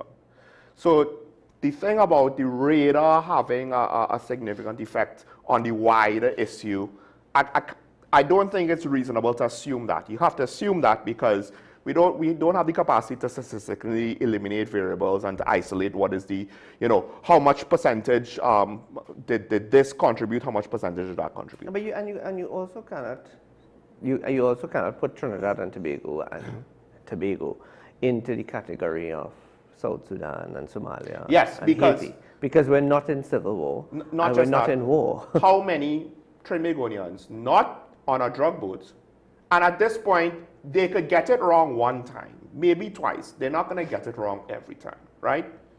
Especially since no one is actually claiming the boat. Think about it. Venezuela never said, "Oh, those are our boats." They very specifically not claimed ownership of those boats, right? Oh, those are our people. No. The smugglers are Trinidadians. Let's not forget, according to Venezuela, the smugglers are Trinidadians. So how many Trinbagonians have died outside of people involved in these boats, which allegedly is believed, and we have yet to see a compelling argument to say otherwise, these boats are involved in drug smuggling. So yes, I agree with you. You can't compare us to Somalia. So that's a whole level that listen, if we are crying over this radar, if we were like Somalia, Jesus, we will not be able to handle Let's it. not even go to Somalia. Let's go to Haiti. If we were in the category of Haiti, Haiti is currently run by a gang leader. Yeah, the president was assassinated. Right? Their president was assassinated by his wife. Oh. It was an inside job. She was part and parcel of it. I don't recall her getting dismissed or being discharged of the matter. Right? This was a plot from within. But the bottom line is, and this was a quest of power because the deceased Haitian president was doing something right. So we have to know exactly what we're standing for, what we're standing against. We have Shagonas on the line. There's more to respond to, but we'll take a call from Shagonas. Good morning, caller, on here. Good morning. Earlier, I heard you also ask the question, what is autonomy? Yes. In expectation. Did you give an answer? Not yet. Well, I mean, it's not for us to say on some level, right? No. I mean, I mean, let the caller go ahead. But there's a definition I found and to give a context of what is political autonomy. In general terms, but not specific to our situation. Right. No. Caller, if you want to continue. What I understand autonomy to mean in government is when the central government gives some authority to a lesser authority to exercise some function that it did, and it gives them the power to raise the revenue to do it. And that have always been missing, that last part in the Tobago equation. I don't know if you agree with me. Yes. And I think that's the problem. Because in the end, Tobago gets more revenue than all the rest of local government agencies added up. Well, maybe now you could say that. What? That they get a disproportionate level of money. Oh, yes, they do. They got 4%. They were 4% of the population before. 4%. You can't say that it was disproportionate. Now it's more than 4%. No, 4% of the population, that is of gross revenue. They are getting more than 6 to 9% of gross revenue to do local government. That is nonsensical. No, but you have to take into consideration. What? You have to take into consideration that the reason why they are tied, they're tied as in prevented from doing what you are saying that they should or ought to be doing is because they don't have the autonomy to do it. No, but also on certain functions that central government controls in Trinidad, What they control autonomy? and What they have to autonomy? budget for. Yes.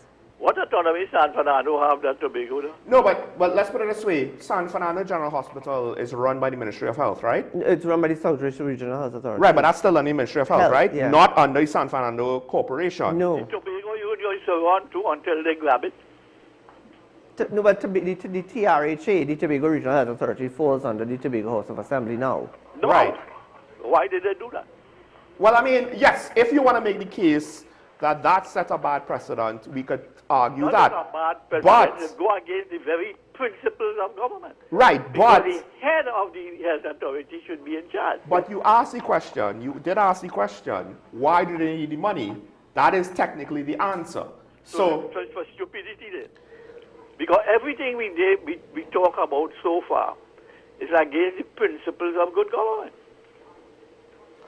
Well, when Mr. Pandey created Act 40 of 1996, I don't think he had intended stupidity. He had intended to empower Tobago far more than it had been under the 1980 Act, and with the intention that it would graduate at some point in Why time. do you want to empower Tobago more than they had? They had more power. Why would you not want to give them more power? And why would you not want to create a federal republic for Trinidad and Tobago and give Tobago the opportunity to go there and find its own direction in terms of that is unique to them? here's the trick. Why don't you give San Fernando that same power? Because San Fernando, unfortunately, is part of Trinidad. And falls under central government. On principle, The government here is not like Trinidad. There are one central government, that's Trinidad and Tobago.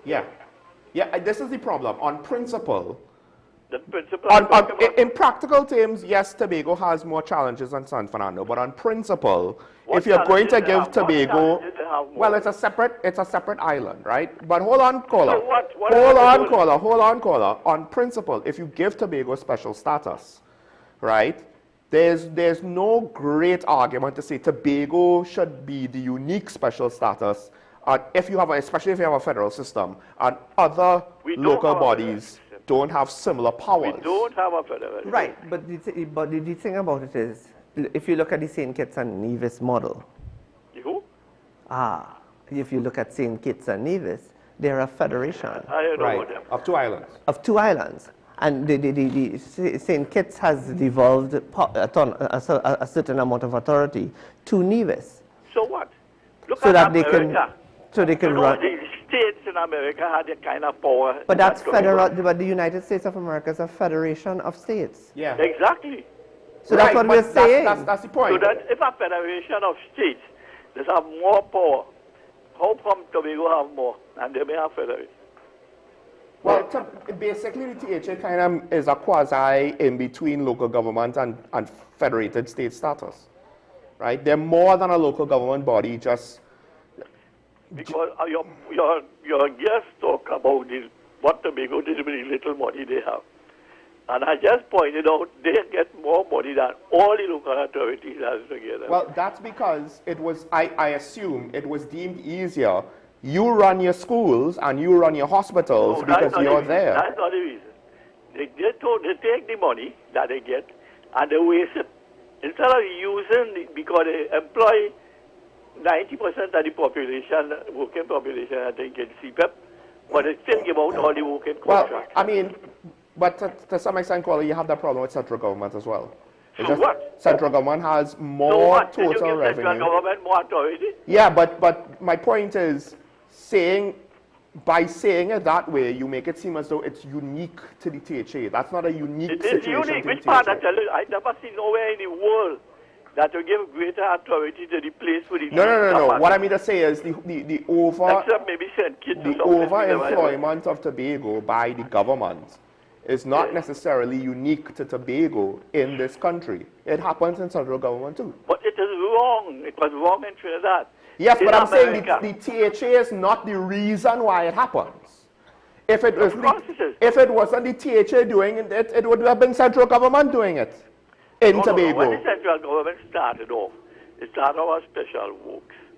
This sort of thing used to go to the authorities who have the responsibility. The people used to go there. Caller. How it used to be is irrelevant now because It is central relevant, because government if it now. is to Hold work on, there, hold and on. what we do now Hold is on. not working. Central It is government relevant. now employs too much of the population and provides too much jobs and is too bloated with workers. So even if you eliminate the THA and you eliminate I the never said THA, eliminate the THA. hold on, I'm just saying for sake of argument, if you eliminate the THA so that you could eliminate the over bloatation of public sector jobs in Tobago, central government will just pick that whole party I up, never that said baton that. up. What I they am have saying to that. do is get the money to do their local works. And they have to raise it themselves. If they can't do it, then it should be like beach or somewhere like that. If you can't raise the money, you don't get the autonomy. Okay? I mean, I don't think it's that simple, but It is. We make it complicated. In order to thief.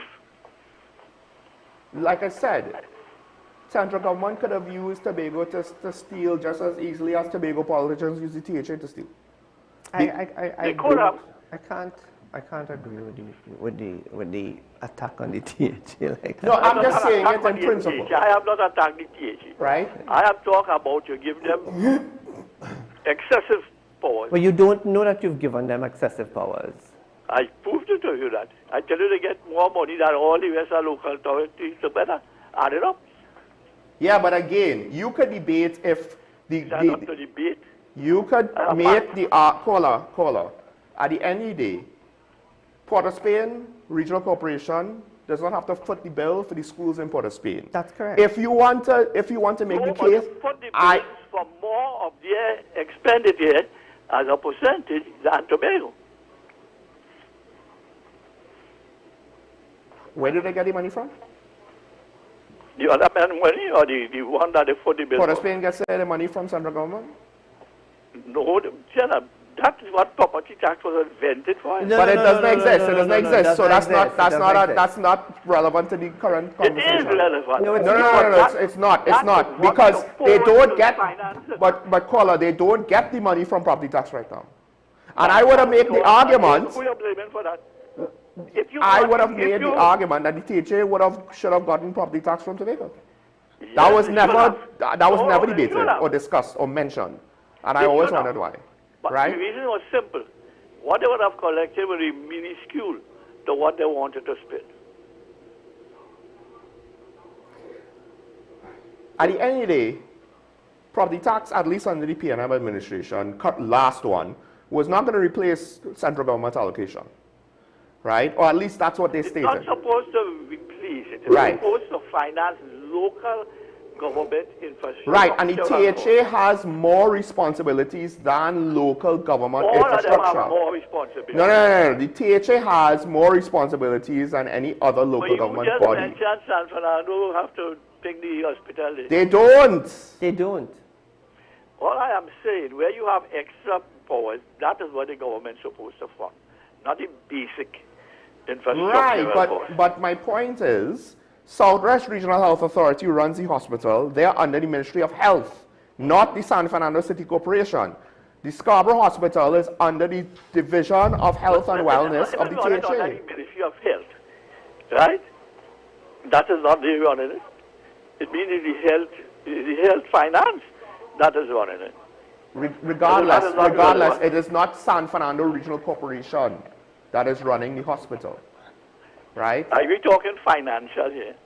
Yes, Not the authority. money does not come from the local government body of the San Fernando Regional Corporation. No. It comes from central government. Exactly.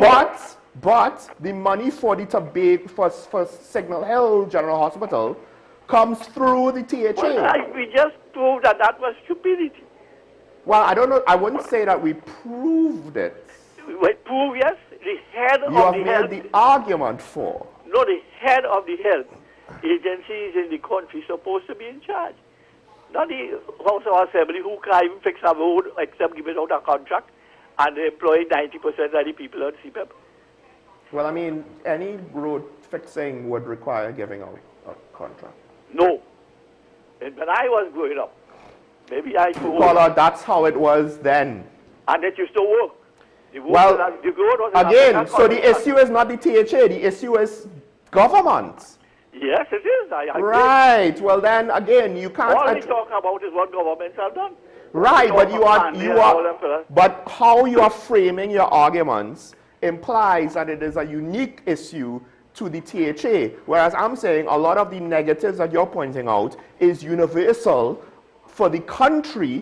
You have As a not said whole. any, except some little country I never look at the government about.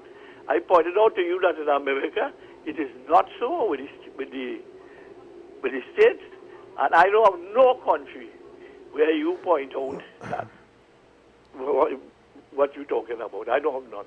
If you call one, except some little place that I know about. Yeah, well, I mean, that's the nature of governments. Democracy isn't that old. Modern democracy. It's not that Democracy old. is not old.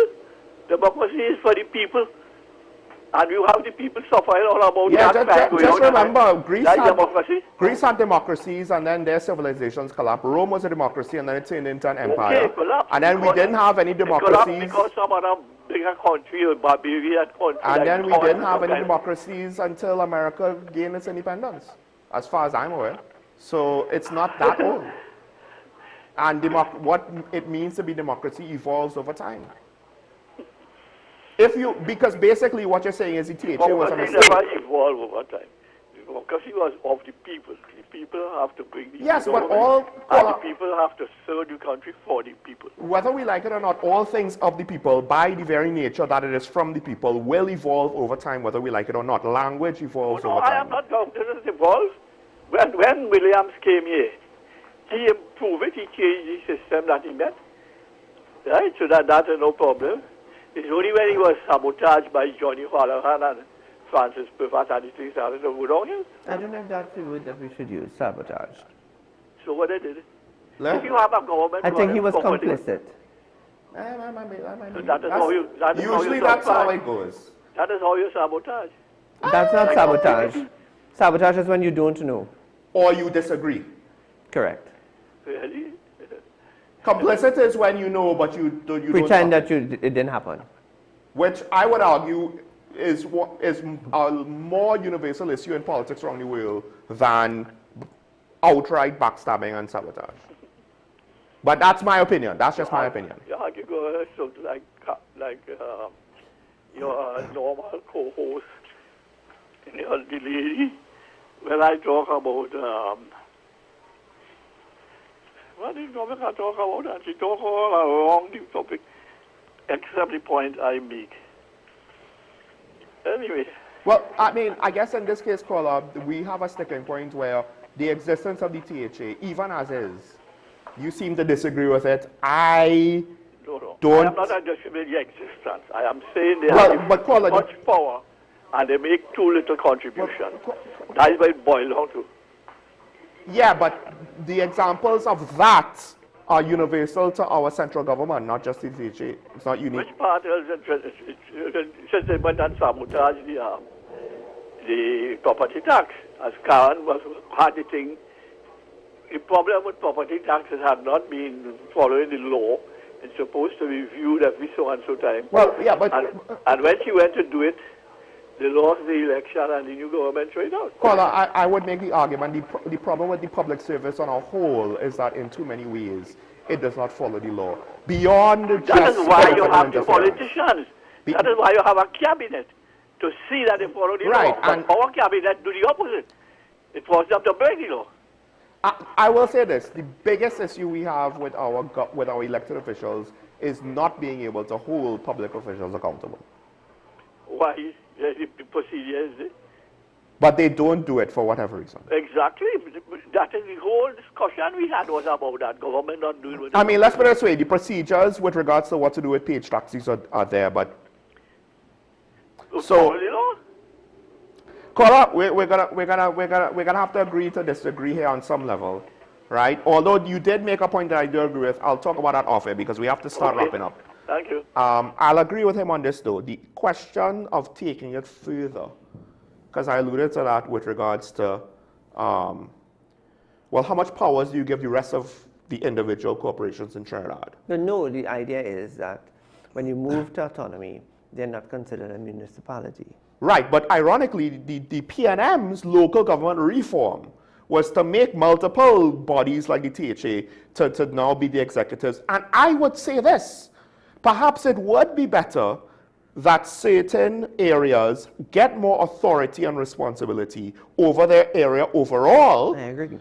Like Tobago. But then, of course, you have to give them, you have to figure out how much money is reasonable and give it to them. You also need to, there has to be a level of monitoring and reporting. But that is a separate issue. We have another caller, but I'll just say this just before. That is a separate issue to resource allocation, right? And the devolution of power. Right? Because if Tobago autonomy is predicated on gas reserves that are not going to always be there, and I don't believe I don't believe that that's even it. I think there are gas fields north of Tobago. No, but I don't think that it's predicated on that, because if it is, then that is the argument made with regards to financing autonomy. That is doomed to fail at some point. We'll have to take the call and hopefully we could wrap that up. San Fernando line caller, good morning, you're on here.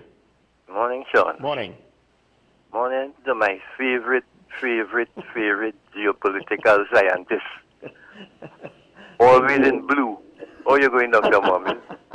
Very well, thank you so much. I had to put a smile on my face because I was looking at you with the last contribution there, and I seen steam coming out your ears. Stop. Steam coming out, Dr. Mommy, there's on the air there. You gotta say it out loud, oh gosh. Let me say this. Since that act of what do you call it, of 1976, I can't remember. Act 40 of 1996. Of 1996. Let me say this. I have not seen any attempt by the central government. You may hear what I'm saying. Central government, aka the government of Trinidad and Tobago, to assist Tobago in Tobago developing an economy. And that is where I have a problem. Because from 2000, when Over London was there, until I have not, and PNM was in power for most of that time, I did not see anywhere that they made an attempt to develop Tobago the way it should be developed. Hence the reason why you have a THA who is the biggest employer in Tobago. When you have a languishing gem there that they're not understanding, I don't know if they don't know how to develop it. This tourism that Tobago potential tourism, nobody seems to really want in that at that level to want to try and develop this thing. Up to now, two things I keep saying Tobago really needs is a proper marina.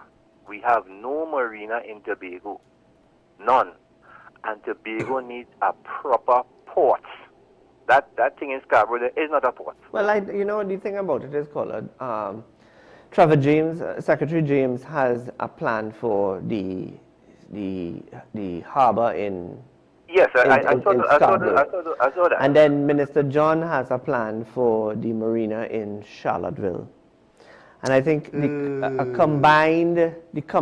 combination of the perspectives might give because it's both Tobagonians,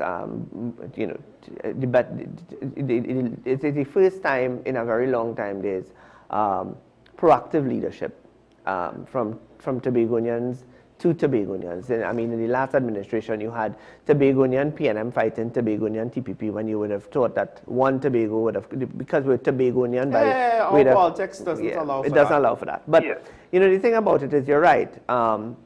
There needs to be a stronger will towards development of the brand and the what it really and truly represents that will allow for a consistent flow of visitors in and out of Tobago. But not only visitors, you would now give the THA some breathing room, because those are let me go to the marina. I don't agree with the marina in Charlottesville. I think it's the location. The location is wrong. However, if you have a marina, all the add-ons and the value added with a marina in terms of employment, it is astronomical, and it will be something great for Tobago. It will develop craftsmen, a lot of stuff. The port, it will allow vessels to now come directly. One of the reasons why cargo vessels stopped coming to Tobago was one, volume, but they had a couple who would go, but it wasn't cost effective. Yeah. It wasn't cost effective. Turnaround time, it's difficult to get fuel in Tobago, and that kind of thing. So they have to look. I think they need to, somebody in Tobago in authority need to just talk to Dr. Vanessa James, and get a kickstart. Right? And I know you're a Tobago lover, Dr. Mohammed, so I know you're going to put in your 10 cents inside a day. Well, the thing with Dr. James, I mean, I have the utmost respect for Dr. Vanessa James, but I think it's about the delivery at this stage of the game. And the delivery, I think, is... kind of blunt. Yeah, no, but not... the politicians can't seem to handle bluntness. Right, I agree, because and Dr. James have a certain level of Tobagoness in his delivery. Yeah. So I think that is an issue. But they need to get over themselves. This is a time you can't, with year after year be seeing the potential just going somewhere else. The people are going somewhere else. People are going Grenada. What happened in Grenada? What happened in St. Vincent and the Grenadines? What happened in Barbados? Look at what what's her name, Motley has been doing in Barbados after COVID. Yes. We have enough examples to say, hey, let me jump on somebody's coattail. Yes. And see, and yeah, because at least it's better than what we're doing right now. So Tobago, I hope all make the right decision. I actually don't know what it is, to be quite honest. I'm not putting my hat for anybody, but for Tobago. Tobago needs to move forward. And I think this is a time where people of Tobago need to, this issue with this infighting in Tobago, you see, the infighting is what is killing Tobago, this infighting. In a Tobago election, you have 4 parties. Everybody, 4 different parties. Come on, man. I mean, caller, it's the same thing in national government when you look at it. It's a reflection of the same culture. Yes, but then in Trinidad, remember, we have plenty of little small band parties. You don't consider them. I mean, I agree. So, Dr. Mohammed, nice seeing you. All the best for the new year. Thank you so much. And like you have one contact, you can't see you wearing my nice glasses. And like you're wearing your contact. So you have a happy new year, and I will see you in the new year. God be alive. Take care. Have a good one. All right, just a couple of things to say. Tobago probably has a larger percentage of the civilian population employed in ATHA, and I think what's telling is that I think is in junction with the fact that it has the obvious parts for economic development that at least try that we have not tried. Whereas in Trinidad, it might not be as obvious. In Tobago, it's like very obvious, like tourism, entertainment, activities, and basic private ventures as well that are underutilized or underrepresented. No, I agree with you. And there are different versions of what the act should look like. And there's a 2013 act that was done under the previous partnership administration in conjunction with stakeholders from Tobago. And there's a lot to take away from that document. And I think going forward, that may very well be the document that is revisited. Is Jamaica's port basically the hub for regional cargo? Or no? It hasn't reached that point yet. The reason why I say that is this, and this is where I think... Ideally, it should be Trinidad. Ideally, it should, well, we want to be Trinidad. Here's the thing. Apparently, American ports cannot deal with the latest super oversized cargo vessels, right? Like, if you thought the ship that blocked the Suez Canal was big, Europe takes bigger ships. Some of the American East Coast ports, they are like behind water channels and bridges and stuff. And then they also are looking at Panamax vessels to fit the Panama Canal. So the thing is, why the revitalization plan is so important is because we have to dredge our ports so much. Arguably, we also can't take vessels past a certain size. The new port not only will potentially be bigger, with potentially bigger cranes, more space, but also be further out to sea, right? That then the areas where the ships traverse, we won't have to do like ridiculous levels of dredging for them to fit. So it's both the size of the port as well as the size of the ship that can reach the port. That's the issue with East Coast America, right? So now, Tobago, I don't know if they have a location that would allow them to have a port to take direct cargo. But if the Caribbean adopts a hub and spoke model, or maybe a 2 hub and spoke model, because Jamaica's all the way up in the north, Trinidad's the south, right? We could have 2 hubs. Caribbean is big enough, right? And then now at the end of the day, yes, regional trade and economic movement, if we could facilitate larger vessels to do that, because we don't really have it, right? It could facilitate regional trade, it could facilitate better access to markets, stuff like that. Now, we have a lot of comments to get through, so let's try and get it through. Tobago doesn't have the population to justify their allocation. We are one country. Yes, but as we pointed out, Tobago is responsible. Their local government body has more responsibilities than other local government bodies. Then there's the fact that it's a separate island, right? So it's not that simple. But that underlying principle does matter. It's not irrelevant. It's just not that simple. Next comment.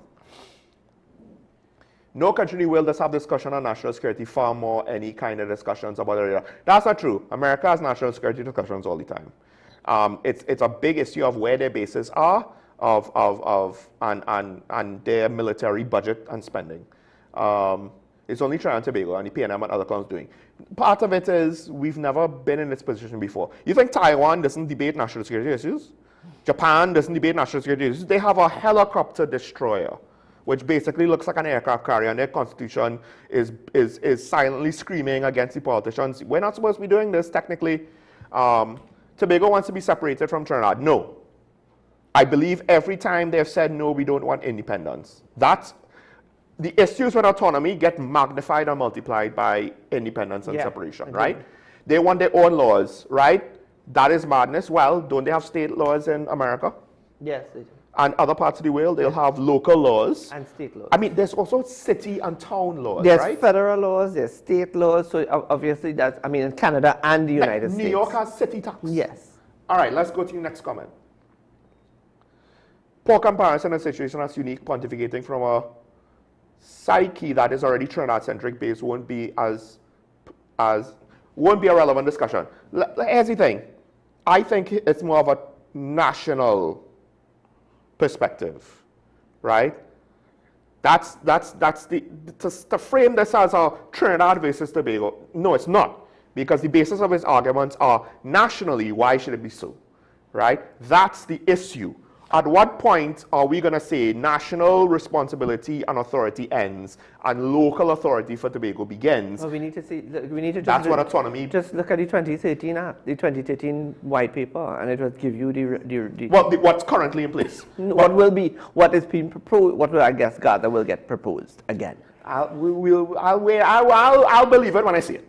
I'll believe it when I see it. I agree with you on that. But Let's take the next comment. If Tobago wants to be separate from Trinidad, they should not. Well, again, they don't want to be, right? The question about listen, I'll just say this. It's just not that simple to say what is a fair allocation. Let's go on to the next comment.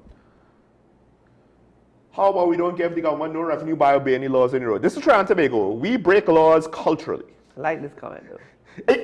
I mean, to be fair, this is how it's supposed to be. Yeah. But we have underage drinking, drinking and driving, excessive drinking, aggressive driving, disregard for public safety on your road, right? Racing. PH taxis, racing, Yeah. like illegal parking. Everybody's gone mad when it comes to vehicles and cars. When when the Prime Minister said no more demerit points, so everybody went crazy.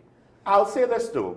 Another show brought this up, right? A 6 a.m. show on a different network. So I don't want to say it's an original idea, but I was kind of thinking along these lines because I thought, look, it's going to look as though it's a money grab, right? It's going to have the perception of a money grab. You can't consistently award police officers awards for the number of tickets that they give out and not let it look like a money grab. Yeah. But what he was pointing to was, what about the people that they don't drive recklessly, but their car is not up to code because they can't afford to keep it up to code? So that's the thing. That's the question that I asked yesterday when I said, what is the contingency in place or the discretionary measures in place for persons who they just can't afford it right now? Mm-hmm. And there are other priorities that they would, I mean, let's be real. Those who are living in the real world and not enjoying the perks of office and government must understand that there's a grouping of people in Trinidad and Tobago that are working very hard to make ends meet, are prioritizing that. I mean, there's some professionals that are wondering whether or not they ended up in the right profession because it didn't turn out the way they thought it would turn out to be. And people are struggling. People are, I mean... So this is the thing. 2 or 3 generations ago, had to work really hard. But, to some extent, you work hard, you can afford a house, Yes. you can afford to feed your kids, Yes. etc., etc., etc. Yes. Great Depression, World Wars, notwithstanding, Yes. right? Interrupting anything, So, like, the people around the time of the 1950s and 60s, you work hard, you buy a house, you could feed everybody, you could maybe get a car, right? Now, part of it is we have all of these fancy things that is now part of necessities. The internet is a necessity. Cell phones are a necessity. That didn't exist back then. Computers, all these extra expenses. But part of it is, around the world now, the same kind of lifestyle that could have afforded a house can't afford a house. No. Right? And to what extent has the economics allowed to go out of whack? Some of it is because of poor policy decisions that try to artificially create a benefit and instead put things out of balance. Some of it is we don't understand the economy and we're not managing it properly, and we get what we get for our own incompetence, right? But at the end of the day, yes, people are suffering. Yeah. People are suffering, and it's not all about some entitled Gen Zers that don't know, that can't work 40 hours a week. There are those who are working that just cannot afford what their parents and grandparents afford. And I think one of the things that I look forward to in 2026 is to see what policies the government puts in place to make life easier? There's two things I'll close with that because we have to close this show now. We're way over time. One, I am starting to think, unfortunately, like their predecessors, there's a level of insulation and lack of understanding of what's going on the ground. I suspect part of that is because your base of your party gives you a false impression nationally of what is universal because you're just getting your side. Sean, if that is the case, 8 months into government, then people have lost themselves. They have lost sight of what the goal is, and they... Well, no, but you see, it makes me think that while the politicians have to bear some responsibility for that, the political environment, whether it's the public service, whether it's the supporters, and who engages with the politicians, it's not a correct reflection. They are not getting the information. And to some extent, systemically, they don't know how to get the correct information. But this, at some point in time... And then I have to retroactively kind of apply that to the PNM as well, because it seems as though it's a universal problem. No, but at some point in time, if MPs are going into their constituency offices, and they're listening and spending hours in their constituency offices on a Tuesday, listening to their constituents. But you see, who is talking? Well, that's the thing. This is where I feel that party supporters rarely do a disservice with regards to the feedback they get. Because that's why I think the PNM is as defiant and as arrogant in defeat as they are, in part because their supporters are like encouraging that nonsense. Well, then, unfortunately, UNC will suffer the same fate. But here's the thing, though. I will say this. I hope that the Prime Minister's message of backup for next year is basically saying, all right, folks, some of you are new. We had the training wheels on for 2025, and now 2026, all bets are off. Because there's still a group of politicians who they don't seem to have the same issues as their peers. I won't take an issue if she does some cabinet reshuffling. I don't want to see 10 plus. Agreed. But, 2 or 3 key positions, right? Because part of it is, hey, maybe certain people just, they're not working out. There's nothing wrong with that. But to some extent now, we have 4 more years. You can't do like the PNM and just rely on blaming the predecessor, 8 years in. You have to at some point take the bull by the horns and say, hey, this is the direction we're going. Good, bad, or otherwise, this is the plan. And there's parts of the revitalization plan that actually could be quite beneficial if achieved. I just think the financial aspect of it is the real sticking point, the credit ratings, not the ratings themselves, but the outlooks being downgraded. Well, the outlooks could very well be as a result, and we have to ask that question, and that's for the Minister of Finance and Planning and Sustainable Development and all of that to answer. But maybe it's because we have less dark money flowing through the economy. But I will close by saying this, because that brings foreign exchange. Right. We cannot also, we have to be mindful of how we govern. And if we vote, the country voted for change, and in voting for change, there are great expectations. Mm-hmm. And we cannot, and we should not, and it is not good for the country, nor is it good for the party, since you talked about the party supporters. Yes. To govern by vindictiveness, by malice, and by bad mind. And if those are 3 of the tenets by which people are executing their ministerial duties, then check themselves and check yourselves. I'll say this though, there is a world where we benefit from America's activities, right? Because if you want change, there was no way that I saw without extensive foreign aid dealing with our transnational crime problem. Agreed. And if this can actually happen because one American president decided, I am gonna go off the deep end and aggressively pursue this no matter what, good, bad, or otherwise, we will technically be enjoying the benefits of something, whether we like how it happened or not, whether we agree with it or not, we will be enjoying benefits from it, depending on what ends, how it all shakes out, right? And then how are we gonna look upon the situation then?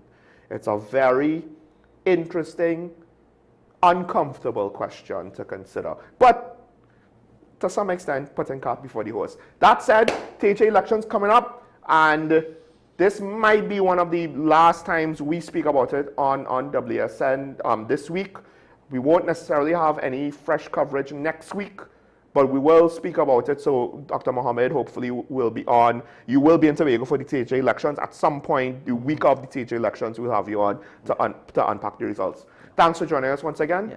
Thanks to the commenters and the callers. I would just say this, one commenter had very colorful language. It was more funny than graphic, but it was still graphic enough. We couldn't air it, and I didn't want to reference it otherwise, so just please refrain from certain, this is not a rum shop, this is national television. We have to have a certain amount of respect for each other, right? Thank you. You could disagree with another opinion, but please be respectful when doing so. With that said, have a great day. Remember your allegiance to the Republic and to each other. That includes us having some sort of allegiance to the island of Tobago. Those of us in Trinidad, just saying, it's nice to be nice. Let's be nice about this whole autonomy thing. We'll see each other tomorrow. Bye-bye.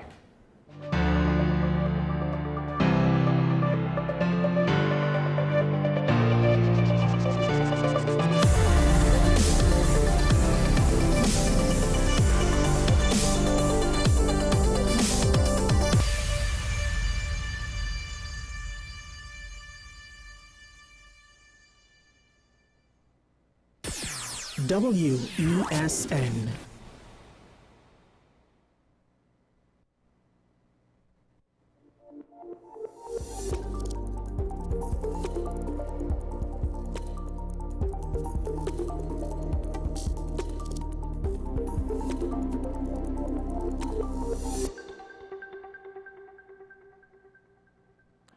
This is test question. This is 10 questions. I'm Andy Johnson. Thanks for being with us here at WESN. Well, let's just tell you what's happening. We put a question to you. Is the Trinidad and Tobago Carnival 2026 in trouble of any kind? Is it in crisis?